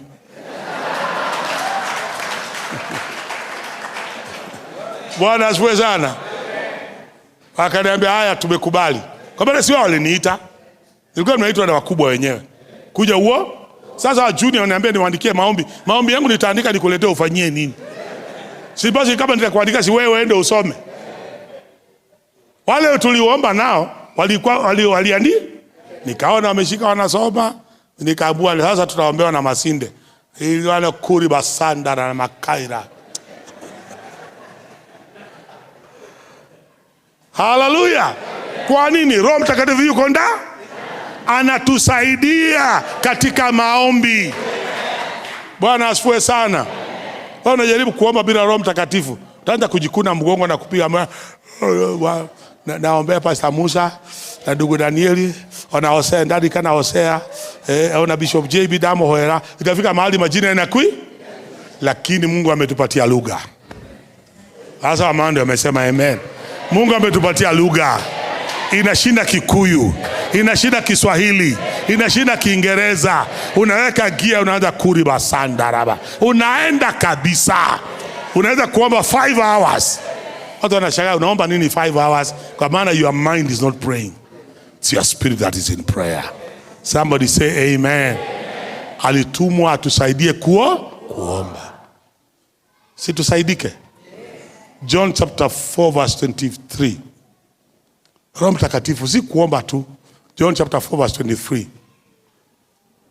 John chapter 4. I'm going to apply. I've got 2 more points. But the hour is, and now is, when the true worshippers will worship the Father in spirit and in truth. Why? For the Father is seeking such to worship him. He has come to help us worship God. Bwana asifiwe sana. Kwa maana huyo mama Samaria alimwambia Yesu, wewe unaonekana ni nabii. Sisi wa Samaria tunaabudu kwa ule mlima Gerizim. Na nyinyi Wayahudi mnaenda Yerusalemu. Niambie ni mahali gani inafaa kwenda kuabudu? Yesu akasema sio mlima na sio nyumba na sio mji. Mungu ni roho. Na kama utamwabudu katika roho na katika kweli. Bwana asifiwe sana. Ndiposa hatuna haja kutoka hapa tumeelekea tunaenda Jerusalem kwenda kuomba Mungu wetu yuko huko. Mungu wetu yuko hapa. Kwa nyumba yako yuko. Pande hii wanaume wana shitu hata si nyinyi siwaachi, nyinyi wangu. Hata kwa motokaa yako Mungu yuko. You can pray when you are driving. You can pray when you are waking up. You can pray when you are going to bed. Hallelujah. Si lazima uangalie direction moja ati kabla hujaomba unauliza Jerusalem iko wapi? Jerusalem ni mwendo huyo? Hapana, ni huyo. Hapana. Huyu Mungu wetu kama umelala chini, kama umekaa, upige magoti, ulale flat, uangalie east, uangalie west, uangalie north, uangalie south, atakusikia.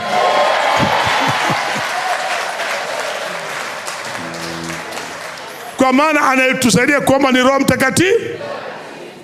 Na huyu Roho Mtakatifu anatusaidia kuomba kwa nini? Kwa sababu verse 27 ya Romans 8:27 pale tulikuwa na inasema the Holy Spirit searches the mind. Romans 8:27 pio. Romans 8:27 hii tulishamalizana nayo. Romans 8:27 pio. I've got 2 more points, then get out of your way. Now, you Roho Mtakatifu anaitwaje? Now. Sisikii mkisoma, mama ndio wameenda shule. Alikuwa group A kama mimi. And now, he who searches their hearts knows what the mind of the Spirit is. Because he does what? He makes intercession for the saints according to the will of God. Hallelujah. Sasa hallelujah. Ambia jirani yako, neighbor, kuna lugha inaeleweka mbinguni. Inaeleweka wapi? Na hiyo lugha huijui. Bwana asifiwe sana. Kuna lawyers hapa. Hebu inua mkono lawyers. Inua mkono. Mimi ni baba ya lawyer, kwa hivyo msiniogope. Mnasomesha lawyers. You can see there's a lawyer there. Bwana asifiwe sana.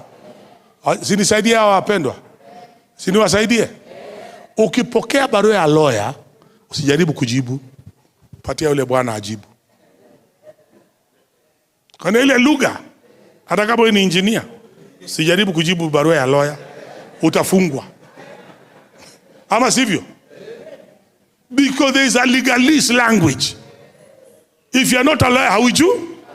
Siku moja nimeandikiwa barua na wakili, sikulala. Nilifikiri kesho naenda je? Ile lugha ameandika, when my client was minding their own business, you carelessly mishandled a motor vehicle and you cause an accident, and if you don't in 7 days you don't admit and pay, we shall take course against you without further recourse to you. Hiyo lugha nikaiangalia nikajua nenda adhira, because yaona barua kama hiyo. Sikulala nasi yamwambia mama, mimi nikudunga sasa nitaenda jela, kanisa itabaki na nani? Taenda jela, mke wangu ataenda wapi? Paka nilipoamka nikatafuta lawyer nikampatia barua, naona anasoma anaanza kucheka. Naambia wewe unacheka na mimi sijalala, kaniambia hii ni lugha yetu achie. Alikaa naye akajibu ingi, akamwambia my client vehemently denies. And if you attempt,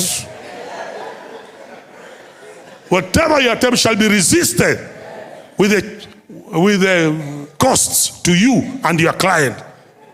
Hakujibu tena. Sasa anaelewa lugha ya mbinguni ni Roho Mtakatifu.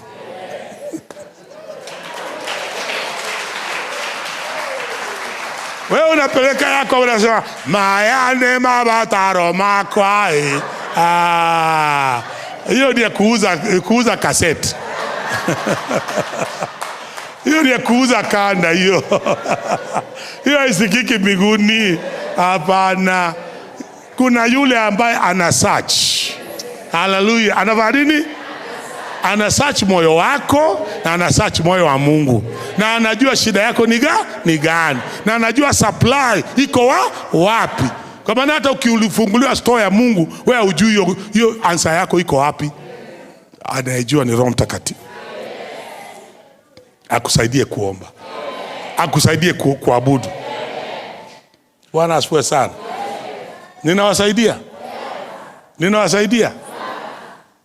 Huyu Roho Mtakatifu anatufunulia vitu ambavyo Mungu ametuwekea. Hallelujah. Umerudi tena? Unataka nikubebe? Nibeba sale amezoea. Anaona nitambeba tena. Bwana asifiwe sana. 1 Corinthians chapter 2 verse 9. Hallelujah. Mshike haraka. You may think I'm preaching kumbe mimi namaliza. Bwana asifiwe sana. Inasemaje? 1 Corinthians chapter 2 verse 9. Verse 9. Bwana asifiwe sana. But as it is, as it is, what is written? Eye has not seen, nor ear heard, nor have entered into the heart of man. What is that? The things which God has prepared for those who love him. Hallelujah. Nasema hallelujah. Si niliwaambia Friday? Kuna mtu ana mbuzi zako. Mnakumbuka? Kuna mtu ana mikate yako. Kuna mtu ana divai yako. Na tukaomba Bwana may locate me. Bwana asifiwe sana. Kuna vitu Mungu amekuandalia isee. Angalia jirani, mwambie neighbor, there's some stuff God has prepared for me. Hata wewe hujaziona, hata mimi sijaziona, hata baba yangu hakuziona. Haleluya! Ni Mungu wa mbinguni ameniandalia. Bwana asifiwe sana. Si mwambie tu na swag, mwambie neighbor, ukifikiri leo niko smart, ngoja next time tutakapokutana nitakuwa mbaya. Mwambie nina nguo zingine wewe hujaona, nina viatu vingine hujaona. Haleluya! Tafuta ule ambaye akuonei wivu, ule anakuonea wivu, wachana naye. Mwambie neighbor, kama nilikuja leo na motokaa ama na tuktuk ama na pikipiki, wachana nayo. Wacha kuniita huyu ni wa motokaa, huyu ni wa probox. Ati ni wa nini? A probox. Huyu ni wa tuktuk, huyu ni wa pikipiki. Hapana, kuna vitu Mungu ameniandalia. Ni macho yako haijao. Haleluya. Kuna vitu Mungu ametuandalia sisi wote. Kwa hivyo mtu akikwambia wewe ni mtu akukaa extension, mwambie kuna nyumba yangu iko mahali na si bed sitter, iko na bedrooms na iko na SQ. Somebody say amen. Don't allow anyone to write you off. Ati baba yako alikuwa, mama yako yuko, dada yako anakaa hivi. Hapana, you are under this anointing. Na hii anointing lazima ubadilike. Umesema my life will never ever be the same again. You must get access to those things. Bwana asifiwe sana. Hizo vitu ziko, Pastor Moses. Maandiko yanatuambia verse 10, those things that your eye has not seen, he has not heard. Verse 10 inasemaje? But God. Sisikia mkisoma, but God has revealed them to us through his spirit. Why? For the spirit does what? Searches. How many things? All things. What kind of things? The deep things of God. Pale hizo vitu ziko, ni Roho tu anaweza kufika pale akazilete ukazipokea. Receive the Holy Spirit. I say receive the Holy Spirit. I say receive the Holy Spirit. Unapoenda akufunulie. Niliambia watu wakati fulani wakasema bishop unahubiri vibaya. Ngambia mimi nasomaga maandiko kwamba mbinguni kuna watu watalia macho na tuambiwe na hakuna kiboko. Mbinguni hakuna kiboko. Wa jehanamu watakuwa wameenda jehanamu. Lakini kwa Mungu kuna watu watalia macho. Kwa maana maandiko yanasema Yesu atatupangusa. Itakuwa machozi ingine ni ya mateso, lakini ingine itakuwa hii Musa. Kuna mtu atafika mbinguni, aliishi ka extension ka one bed sitter paka akatolewa pale akiwa maiti. Akifika mbinguni anaambiwa, Bwana ulibakia kaiko harumu. Kulikuwa na nyumba yako buruburu. Si ndio hii? Ilikaa woria, lakini ilikuwa yako. Sasa mtu anaweza kulia, acha nirudi. Acha nirudi kachukua nyumba yangu. Na hapana, ukifika hapa hauru. Ilikuwa yako lakini huku hiyo. Gonga jirani yako mwambie neighbor. Kuna mtu anapeleka motoka yako. Ukifika mbinguni umeng'ang'ana, umeshika javelin kwa Super Metro. Alafu naambiwa tulikuwa na premio yako, lakini unashaka hiyo machozi ndio Yesu anakuambia pole. Karibu hapa, karibu. Hapa una haja ya premio. Naomba leo hapa duniani unahitaji nyumba, unahitaji gari, unahitaji shamba. Ile vitu Mungu amekuwekea, macho yako ifunguliwe ukazipokee. Piga Pigieni wasaidia kupiga makofi. Haleluya. Roho anatumwa atusaidie kutuonyesha zile vitu Mungu ametutengezea. Bwana asifiwe sana. Baada kukaa tu nyumba moja, mwaka nenda mwaka rudi, permanent and pensionable. Nyumba ya Kariobangi. Na Mungu amekuandalia nyumba Lavington. Kwani wewe ukihamia huko mvua itakataa kunyesha? Can I give you one more point to get out of your way? Bwana asifiwe sana. Hallelujah. The Holy Spirit creates an atmosphere for the fruit of the Spirit to grow in our lives. Bwana asifiwe sana. Anatengeza mazingara bora ili matunda ya Roho Mtakatifu yaweze kuonekana. Bwana asifiwe sana. Sikuna wakulima hapa? Sikuna wakulima hapa? Si lazima utafute udongo wenye rotuba, na utafute maji, na utafute mbolea, ndio uweke mbegu. Mimi si mkulima, mimi ni mkulaji. Lakini naelewa. Yesu anasema kuna mbegu zingine zilianguka kwenye udongo wa zingine kwenye udongo na miba na michongo, zingine kwenye udongo kidogo, lakini kuna zile zilianguka kwenye udongo mwenye rotuba na ikazaa matunda 30%, 60% and 100%. Si ndio? Naomba maisha yako. Anasema naomba maisha yako. Haitakuwa ya 30. Haitakuwa ya 60. Itakuwa ya 100. Gonga jirani, mwambie neighbor, wacha kuhurumia Mungu. Huku mlazimisha aseme 100. Si mwenyewe alisema 100. Sasa kama amesema 100, why are you going for 30? Si yeye amesema 100. Kama 100 iko, bado unaenda for 60. Stop settling for mediocrity. Ni mwenyewe alisema wacha kumhurumia. Mwambie mimi nakuja kwa 100 magana madheri magana. No magana. Yo that na 60 dikweda. Ni mwenyewe amesema. Bwana asifiwe sana. Sasa ili uzae matunda ya Roho, lazima Roho akusaidie.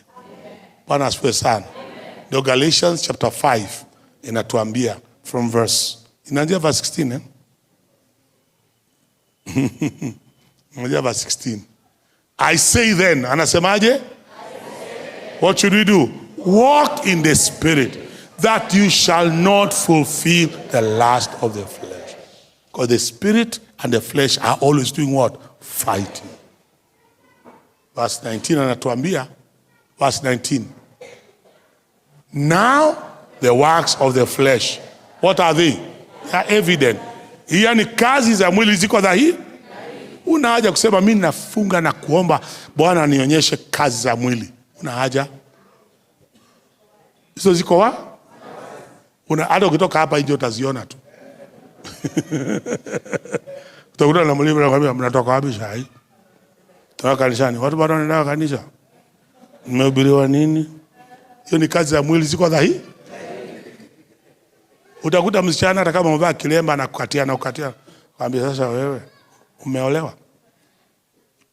Na umevaa kile lakini anaanza kukatia. Hizo kazi ziko dhahiri na unahesabiwa. Tusome tu haraka. Ni nini? Adultery, fornication, uncleanness, lewdness. Wachia tu hapo kwanza. Hizo zote those are sexual sins. Adultery is sex ya mtu ambaye ameoa. Fornication wale ambao hawajaoana. Uncleanness ni hizo vitu chafu kuangalia, vitu chafu, lugha chafu. Alafu lewdness ni pornography. Umetajwa hapo kuangalia picha chafu. Twende zingine. Twende haraka. Zingine nini? Alafu yaani ni uchawi. Huko kwa kanisa lakini bado una hirizi. Nisema mama niache. Unaweza kuwa umefunga kilemba lakini ndani kuna hirizi. Unaambia watu kwa hiki tena tiwoya.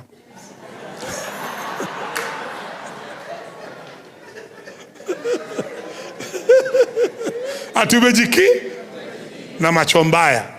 Kaza kuna mtu anaenda kushika nyota yako. You know some of those things are sorcery. Umekuja leo kushika nyota ya mtu. It's not scriptural. That's a type of sorcery. Alafu nini? Hatred, contentions, jealousies, outbursts of wrath, ile kukasirika haraka, selfish ambitions, dissensions, heresies, mafundisho ya potovu. Anaendelea tu, anasemaje? Envy, murders, drunken, revelries, and the like, which I tell you beforehand, just I also told you in the time past, that those who practice such things will not inherit the kingdom. Kwa hivyo kama unajua unataka kwenda mbinguni, wacha hizi vitu. Tigana na maondo haya. Hesabu hii list. Na ukifika hapo and the like, ujue Paulo anasema hii list haijakui. It is not exhaustive. Kuna zingine hazikuwa some sins had not been invented. Kama kuvuta sigara. Kwa hivyo ukisema sigara haijaandikwa, iko hapo and the like. Kuvuta bangi haijaandikwa and the, kula mairungi haijaandikwa and the, kupiga bibi haijaandikwa and the, hata nyinyi wadada kupiga bwana. Nyinyi wengine ndio mna nguvu sana. Mshakalia mzee hawezi kuamuka. And the like. Wale wanafanya hayo mambo hata urithi ufa. Kwa hivyo wewe uamue leo, kama unataka kuingia ufalme wa Mungu, achana na hivi tu. Achana na hivi. Bwana asifiwe sana. Ili ufuate verse 22. This is what I want you to produce. For the sisi mkisoma, but the fruit of the Spirit is what? Joy, peace, long suffering, kindness, goodness, faithfulness, gentleness, self-control. Anasemaje? Against such there is no. Shasikia mtu anashtakiwa na polisi. Unanishikia nini? You are very peaceful.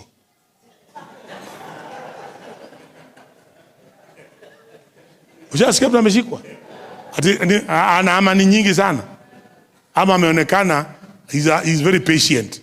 Wewe unavumilia sana. Akizee nini? Very long suffering. Against such there is no law. But there is law against drunkenness. There is a law against murder. There is a law against sorcery. Hata human laws ziko. Contentions. Kuna sheria zimeandikwa. Lakini hakuna sheria imeandikwa against gentleness. Musa ni muungwana sana. Kwa hivyo ashtakiwe. Namshtakia nini? Ni muungwana sana. There is no such a law. Wapekee anaweza kusaidia kuzaa haya matunda ya Roho Mtakatifu.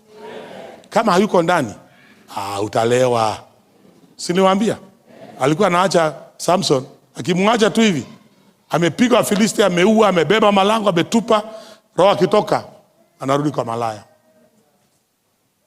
Roho akitoka akija kwa Daudi anaandika Zaburi, Bwana ni mchungaji wangu, sitapungukiwa na kitu. Haleluya. Akimaliza roho akitoka, anatafuta bibi wa Uraya. But this time, mesikia amen ya vijana hapo. This time he has come to abide. This time he is ceaseless. This time he is not going back. This time he has come to help you. God bless you.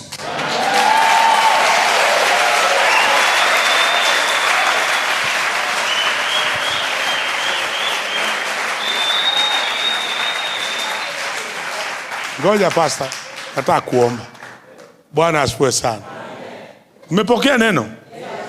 Umepokea neno? Sasa mlipata nabii, malaika, si leo Mungu mwenyewe amekuja.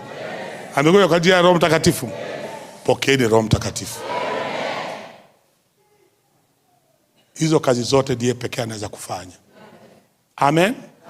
Na kama uko hapa unaniambia baba askofu, mimi sijaokoka. Usiende nyumbani kama hujaokoka. Ama unapambana na moja hali yako, unasema wacheni pambane na hali yangu hii ya pombe, wacheni pambane na, utaurithi ufalme. Na mimi nataka kurithi ufalme wa Mungu, lakini hasira inanisumbua. I lack self control. I get angry very quickly. Na nikikasirika natukana watu. Paka ananiangalia, Mkorino pia anatukanana. Mwenyewe kuna watu wakikuona, wakiniona kama mimi, wakiniona nikifanya kitu kwa sababu ananifahamu, utasikia ni hata nawe bishop. Kuna polisi wananiomba rushwa. Na nawaambia nikikupatia tenda kubiria saa ngapi? Sababu nikunyime unifunge, unaponipeleka jela nikupatie ushuhuda. Lakini kupatia rushwa, can I preach to you again? See, I've lost the moral ground of preaching to you. Am I talking to you? Bwana asifiwe sana. Kama unapambana na some of those things, situombe upate ushindi. Amen. Hizo, yes, Paulo amesema yeyote anafanya hizi vitu hata urithi ufalme wa Mungu. Na mimi sitaki nikifika mbinguni nikose kukuona. Bwana asifiwe sana. Kwa hivyo najua napambana na hii hali. Usione haya. Simama tuombe. That's why I'm here. Simama tu na wewe tuombe. Usiseme mimi napambana na hali yangu. Hii si hali yako. Ni hali ya kushindwa katika maombi. Usingangane peke yako. That's why we are here. Let's pray. Lord, I thank you that you send me to this house. Thank you for Pastor Moses, Pastor Joseph, and the servants of God who are serving with them in this place. My Father, you promised us the Holy Spirit, and Jesus has been glorified, and now he has come. I pray that nobody in this house shall miss that ceaseless flow of the Holy Spirit. And when he comes, let him be our guide. Let him give us dreams. Let him give us visions. Let him help us in prayer. Let him help us in worship. Let him reveal to us the things that you have prepared for us. But above all, let him help us to walk and produce the fruit of the Spirit. If there's anybody in this house struggling with the works and the fruit of the flesh, I pray for them. Wasikufe kisabuni, wasikufe kiaskari. Baba, kuna ushindi katika Roho Mtakatifu. Wakubali msaada wa Roho Mtakatifu ili washinde tamaa na kazi za mwili. In Jesus' name.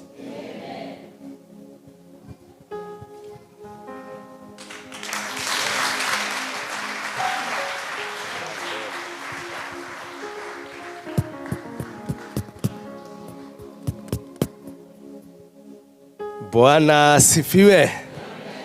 Let us acknowledge our bishop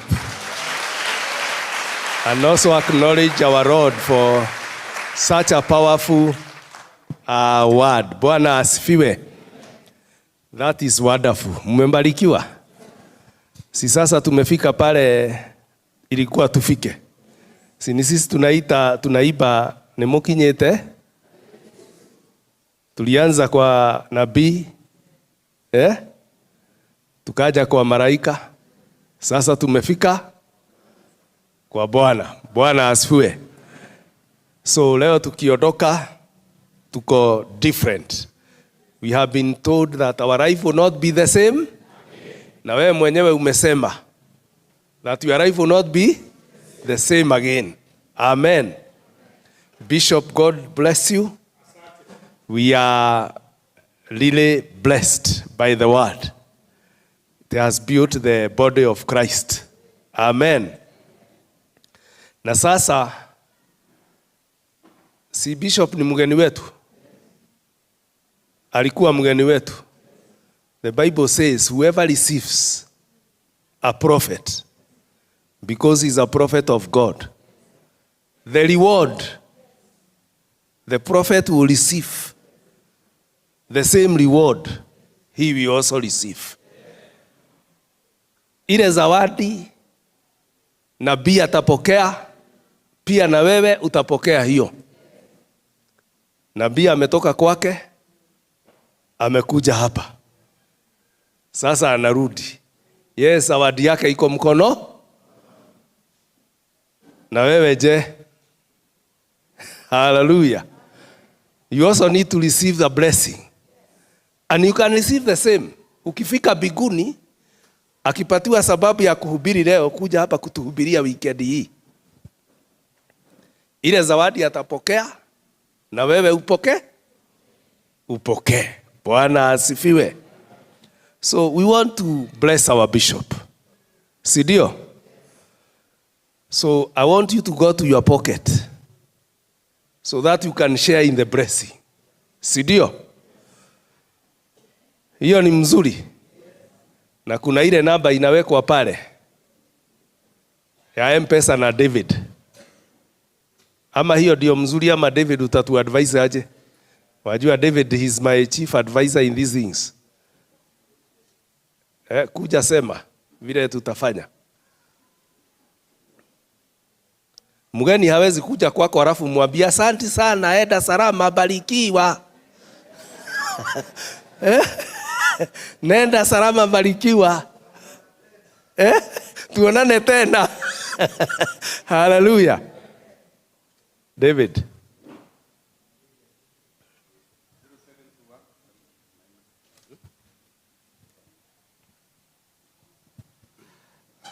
Studio, you can indicate 0721 349 128.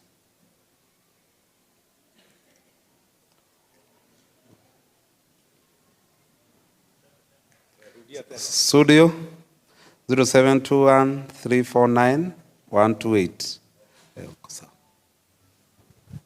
Amen. Bwana asiwe sana. Basi wewe ukitoka, ikiwa wewe huna na hiyo namba, mfuko iko hapa, unaweza pitia wapi? You bless ili ngitheona mugeni yao kwa kudumu tugaga kiria. Tuge bishop nake nigetha agithire. No riu kiria ndirenda. What I'm looking is the blessing for you. That whatever bishop will receive, you receive the same. Hallelujah. Because you have received him. Amen. God bless you. Amen. Naabua mkuje sahi.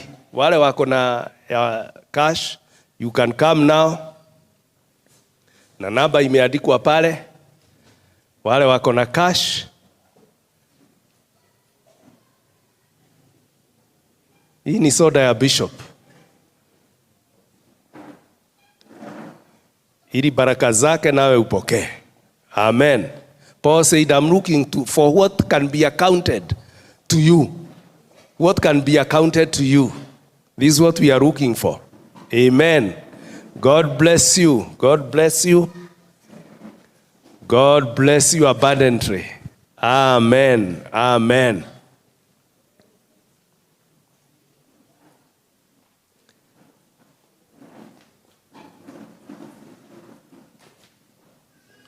Hiyo zawadi ile askofu atapokea ndio pia na wewe utapokea. Amen. God bless you.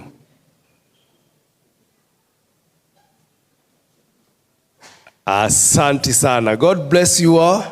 Na namba iko pale mmeona, na Bwana atawabariki. So we do not have much to do now, but there is one thing we cannot fail to say. Wewe unaweza kuwa ulikuja hapa haujajuana na Yesu. Ni vibaya ukuja hapa mwenye dhambi, umekuja kwa ceaseless flow, alafu hutaki kuingia huko. Bwana asiwe sana. If you are there and you know you have not accepted Jesus as Lord, usiondoke kabla hujajuana na yeye.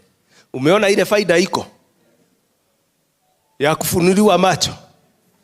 Tumeambiwa kuna wengine watalia biguni. Na hawatalia kwa sababu hajaingia. Wale walikuwa wale wakulia wajua watakuwa wanaendelea na kulia. Mchana na usiku hao hata stop. Lakini wewe utalia na uvutwe. Uambiwe pole na Yesu. Kwa sababu hukuo the things that are laid for you. Hallelujah. Na hiyo tumeambiwa ndio Roho Mtakatifu anakuja kutufunulia. Hallelujah. He reveals hidden things of God. Na yeye peke yake ndiye ana search. Si unajua ile computer Ukienda files kama yangu, ukija ati nianze ati kutafuta file fulani hivi tu, siipati. Kuna pahali unaenda unasema search file, alafu inasa mara moja inaku. Sasa Roho Mtakatifu anatusaidiaje? Yeye ana search. Tumeambiwa he hoovers. Anahufa biguni moyoni mwako, anahufa. Anajua ya huyu ili amewekewa ni inauganishwa. Hallelujah. That was powerful. Amen. So ikiwa wewe uko hapa na ungependa, kwa sababu tumeambiwa hii ahadi sio ya kila mtu. Sio ya kila mtu, si ndio tumeambiwa? It's only for them that are washed in the blood. Ikiwa hujaoshwa huwezi pata. Are you there and you like to receive Jesus as Lord? Tuko hapa ili tuweze kukuombea. Na utapokea. Utaoshwa alafu upokee. Hallelujah. Are you there? Amen. God bless you. I thank God that we are all saved in this congregation. Hallelujah. Lakini siku hiyo ingine mtafute mtu mkuje naye. Mnafuruta mwingine ambaye mnajua hajajua. Akija hapa akutane na ceaseless flow. Amen. Sababu ni vyema sisi sote tuko wokovu, lakini kuna wengine tungekuja na wao. Amen. So we are going to finish. I want to call our secretary atupatie short announcement and guidance forward. Alafu tutamaliziwa na Pastor Yusuf kwa maombi. Amen. By the grace, with the grace. Bishop tumwambia akienda kanisani kwao aseme aje? Kwa sababu Sunday ataenda atasema alikuwa hapa kuja kuhuduma hapa. Yes. Oh. Amen. Amen.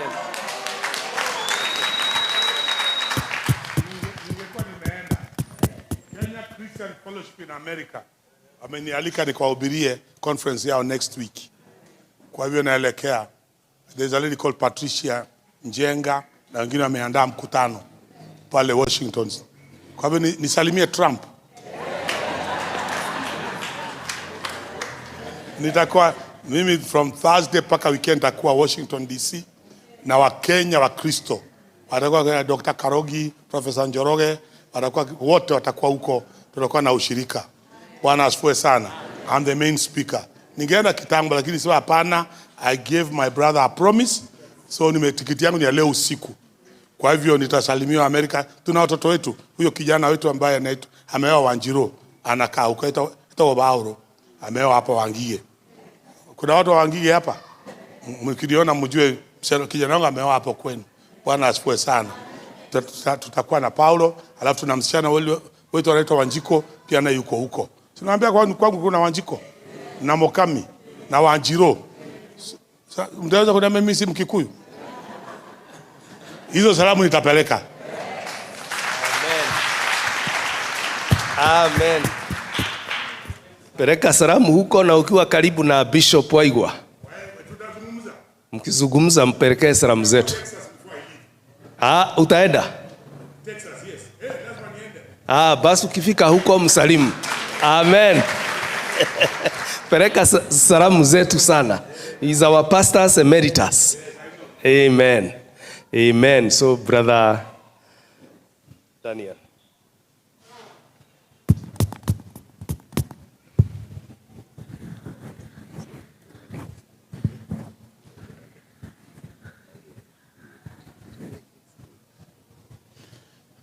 Praise the Lord.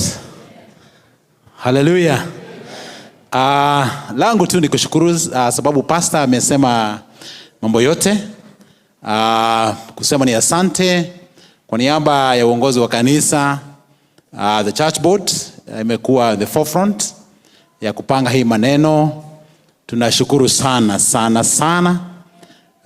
Once again Bishop na wageni wote tunasema ni asante kwa kuja, na leo Tumewapa nafasi ya kupanda mlima kidogo, hata tukifanya praise tulienda mlima kidogo na tukasema pale tuwaonjeshe hiyo na ikawa mzuri. So wale wote ambao wamekuja tunasema asante once again. May the Lord bless you. We love you. Na this is your church. Anytime that you are free or anytime you want to worship. Na umeona ile worship hapa ni tuko naye ni ile imeandikwa is a true worship, isn't it? So anytime you are welcome. Amen. And you receive the word. Viongozi wote wa kanisa, all the people who participated in this revival, tumekuwa na team tofauti, all the ministries, we say thank you.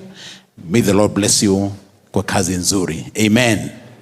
Mambo yote sasa imeisha na revival ya mwaka huu tumeifikisha tamati, na tunashukuru Mungu kwa vile ametusaidia in the midst of the challenges that we went through, but we prayed about it and we thank God because this is an answered prayer. Amen. Sasa tukimaliza tukitoka we'll have lunch. Wageni wetu wote tukiongozwa na Bishop tutaenda hall, first floor, the left hall. That is where we'll have our lunch. And all the leaders of the church, let's meet there and do lunch together with the bishop. Najua bishop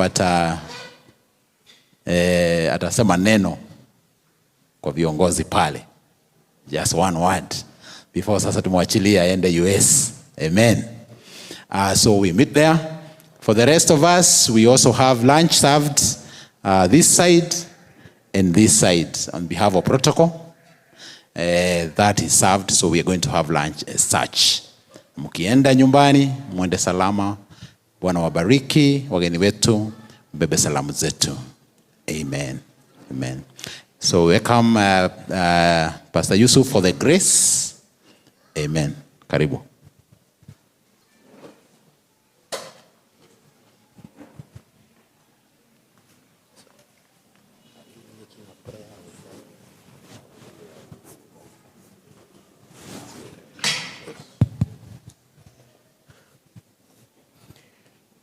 Bwana asifiwe.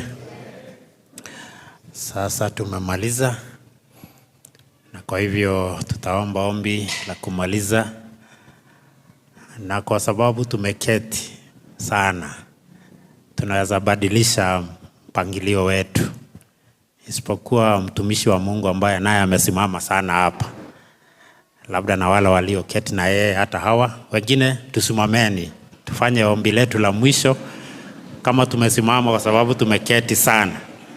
Na wamesimama hata wao. Ni vyema. Basi tuombeni ndio tumalize. Baba yetu wa mbinguni, katika jina la Yesu Kristo, tunakuja kwako tena adhuhuri ya leo. Mungu wetu, tuko na shukrani kuu kwako. Tunapoona ya kwamba tulianza nawe, tukakuomba ya kwamba uwe nasi katika hii ibada yetu ya siku ya leo. Na kwa kweli Mungu wetu, umetimiza ombi letu, umetutendea mema, umetumia wale wote ambao walishiriki katika ibada hii. Yeyote aliyeshiriki kwa jambo moja ama jambo lingine, tunakushukuru ya kwamba uliwatumia vyema, ukawaongoza, na mwishowe umemtumia mtumishi wako ambaye ni mgeni wetu, ambaye amekuja kutuhubiria, na kwa kweli leo amemaliza kwa njia nzuri zaidi, kwa kuwa ametuzungumzia kuhusu kazi ya msaidizi wetu Roho Mtakatifu.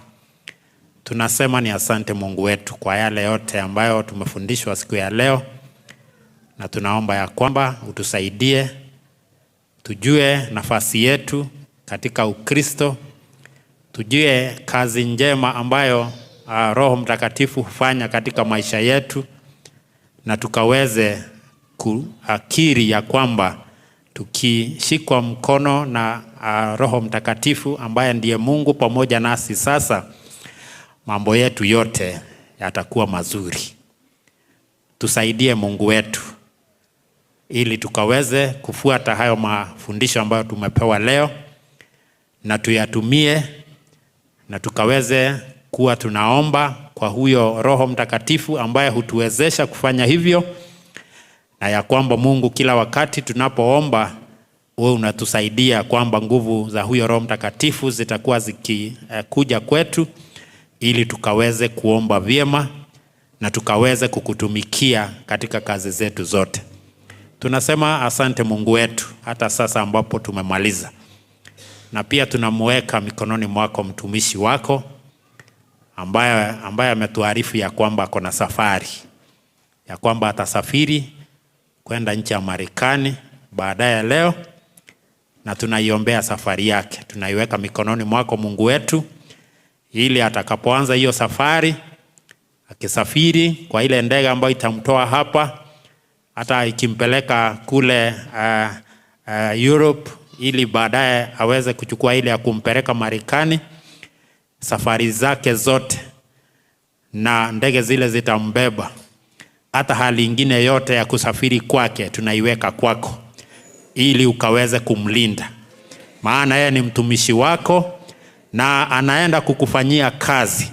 Mungu wetu, tunakuomba ukaweze kumshika mkono, ukamuondolee vizuizi vya aina yote, ukamlinde yeye mwenyewe, labda na wale wengine ambao labda atasafiri na wao, na hata hiyo huduma ambayo Bwana anaenda kufanya huko Marekani pia tunaiombea, ya kwamba akienda kufanya hiyo kazi, Bwana utaenda mbele yake, utamshika mkono, utamjaza upya kwa nguvu ya Roho Mtakatifu ambayo ametuhubiria mambo yake leo, ili akifanya hiyo kazi ikaweze kupata ushindi kwa utukufu wa jina lako takatifu.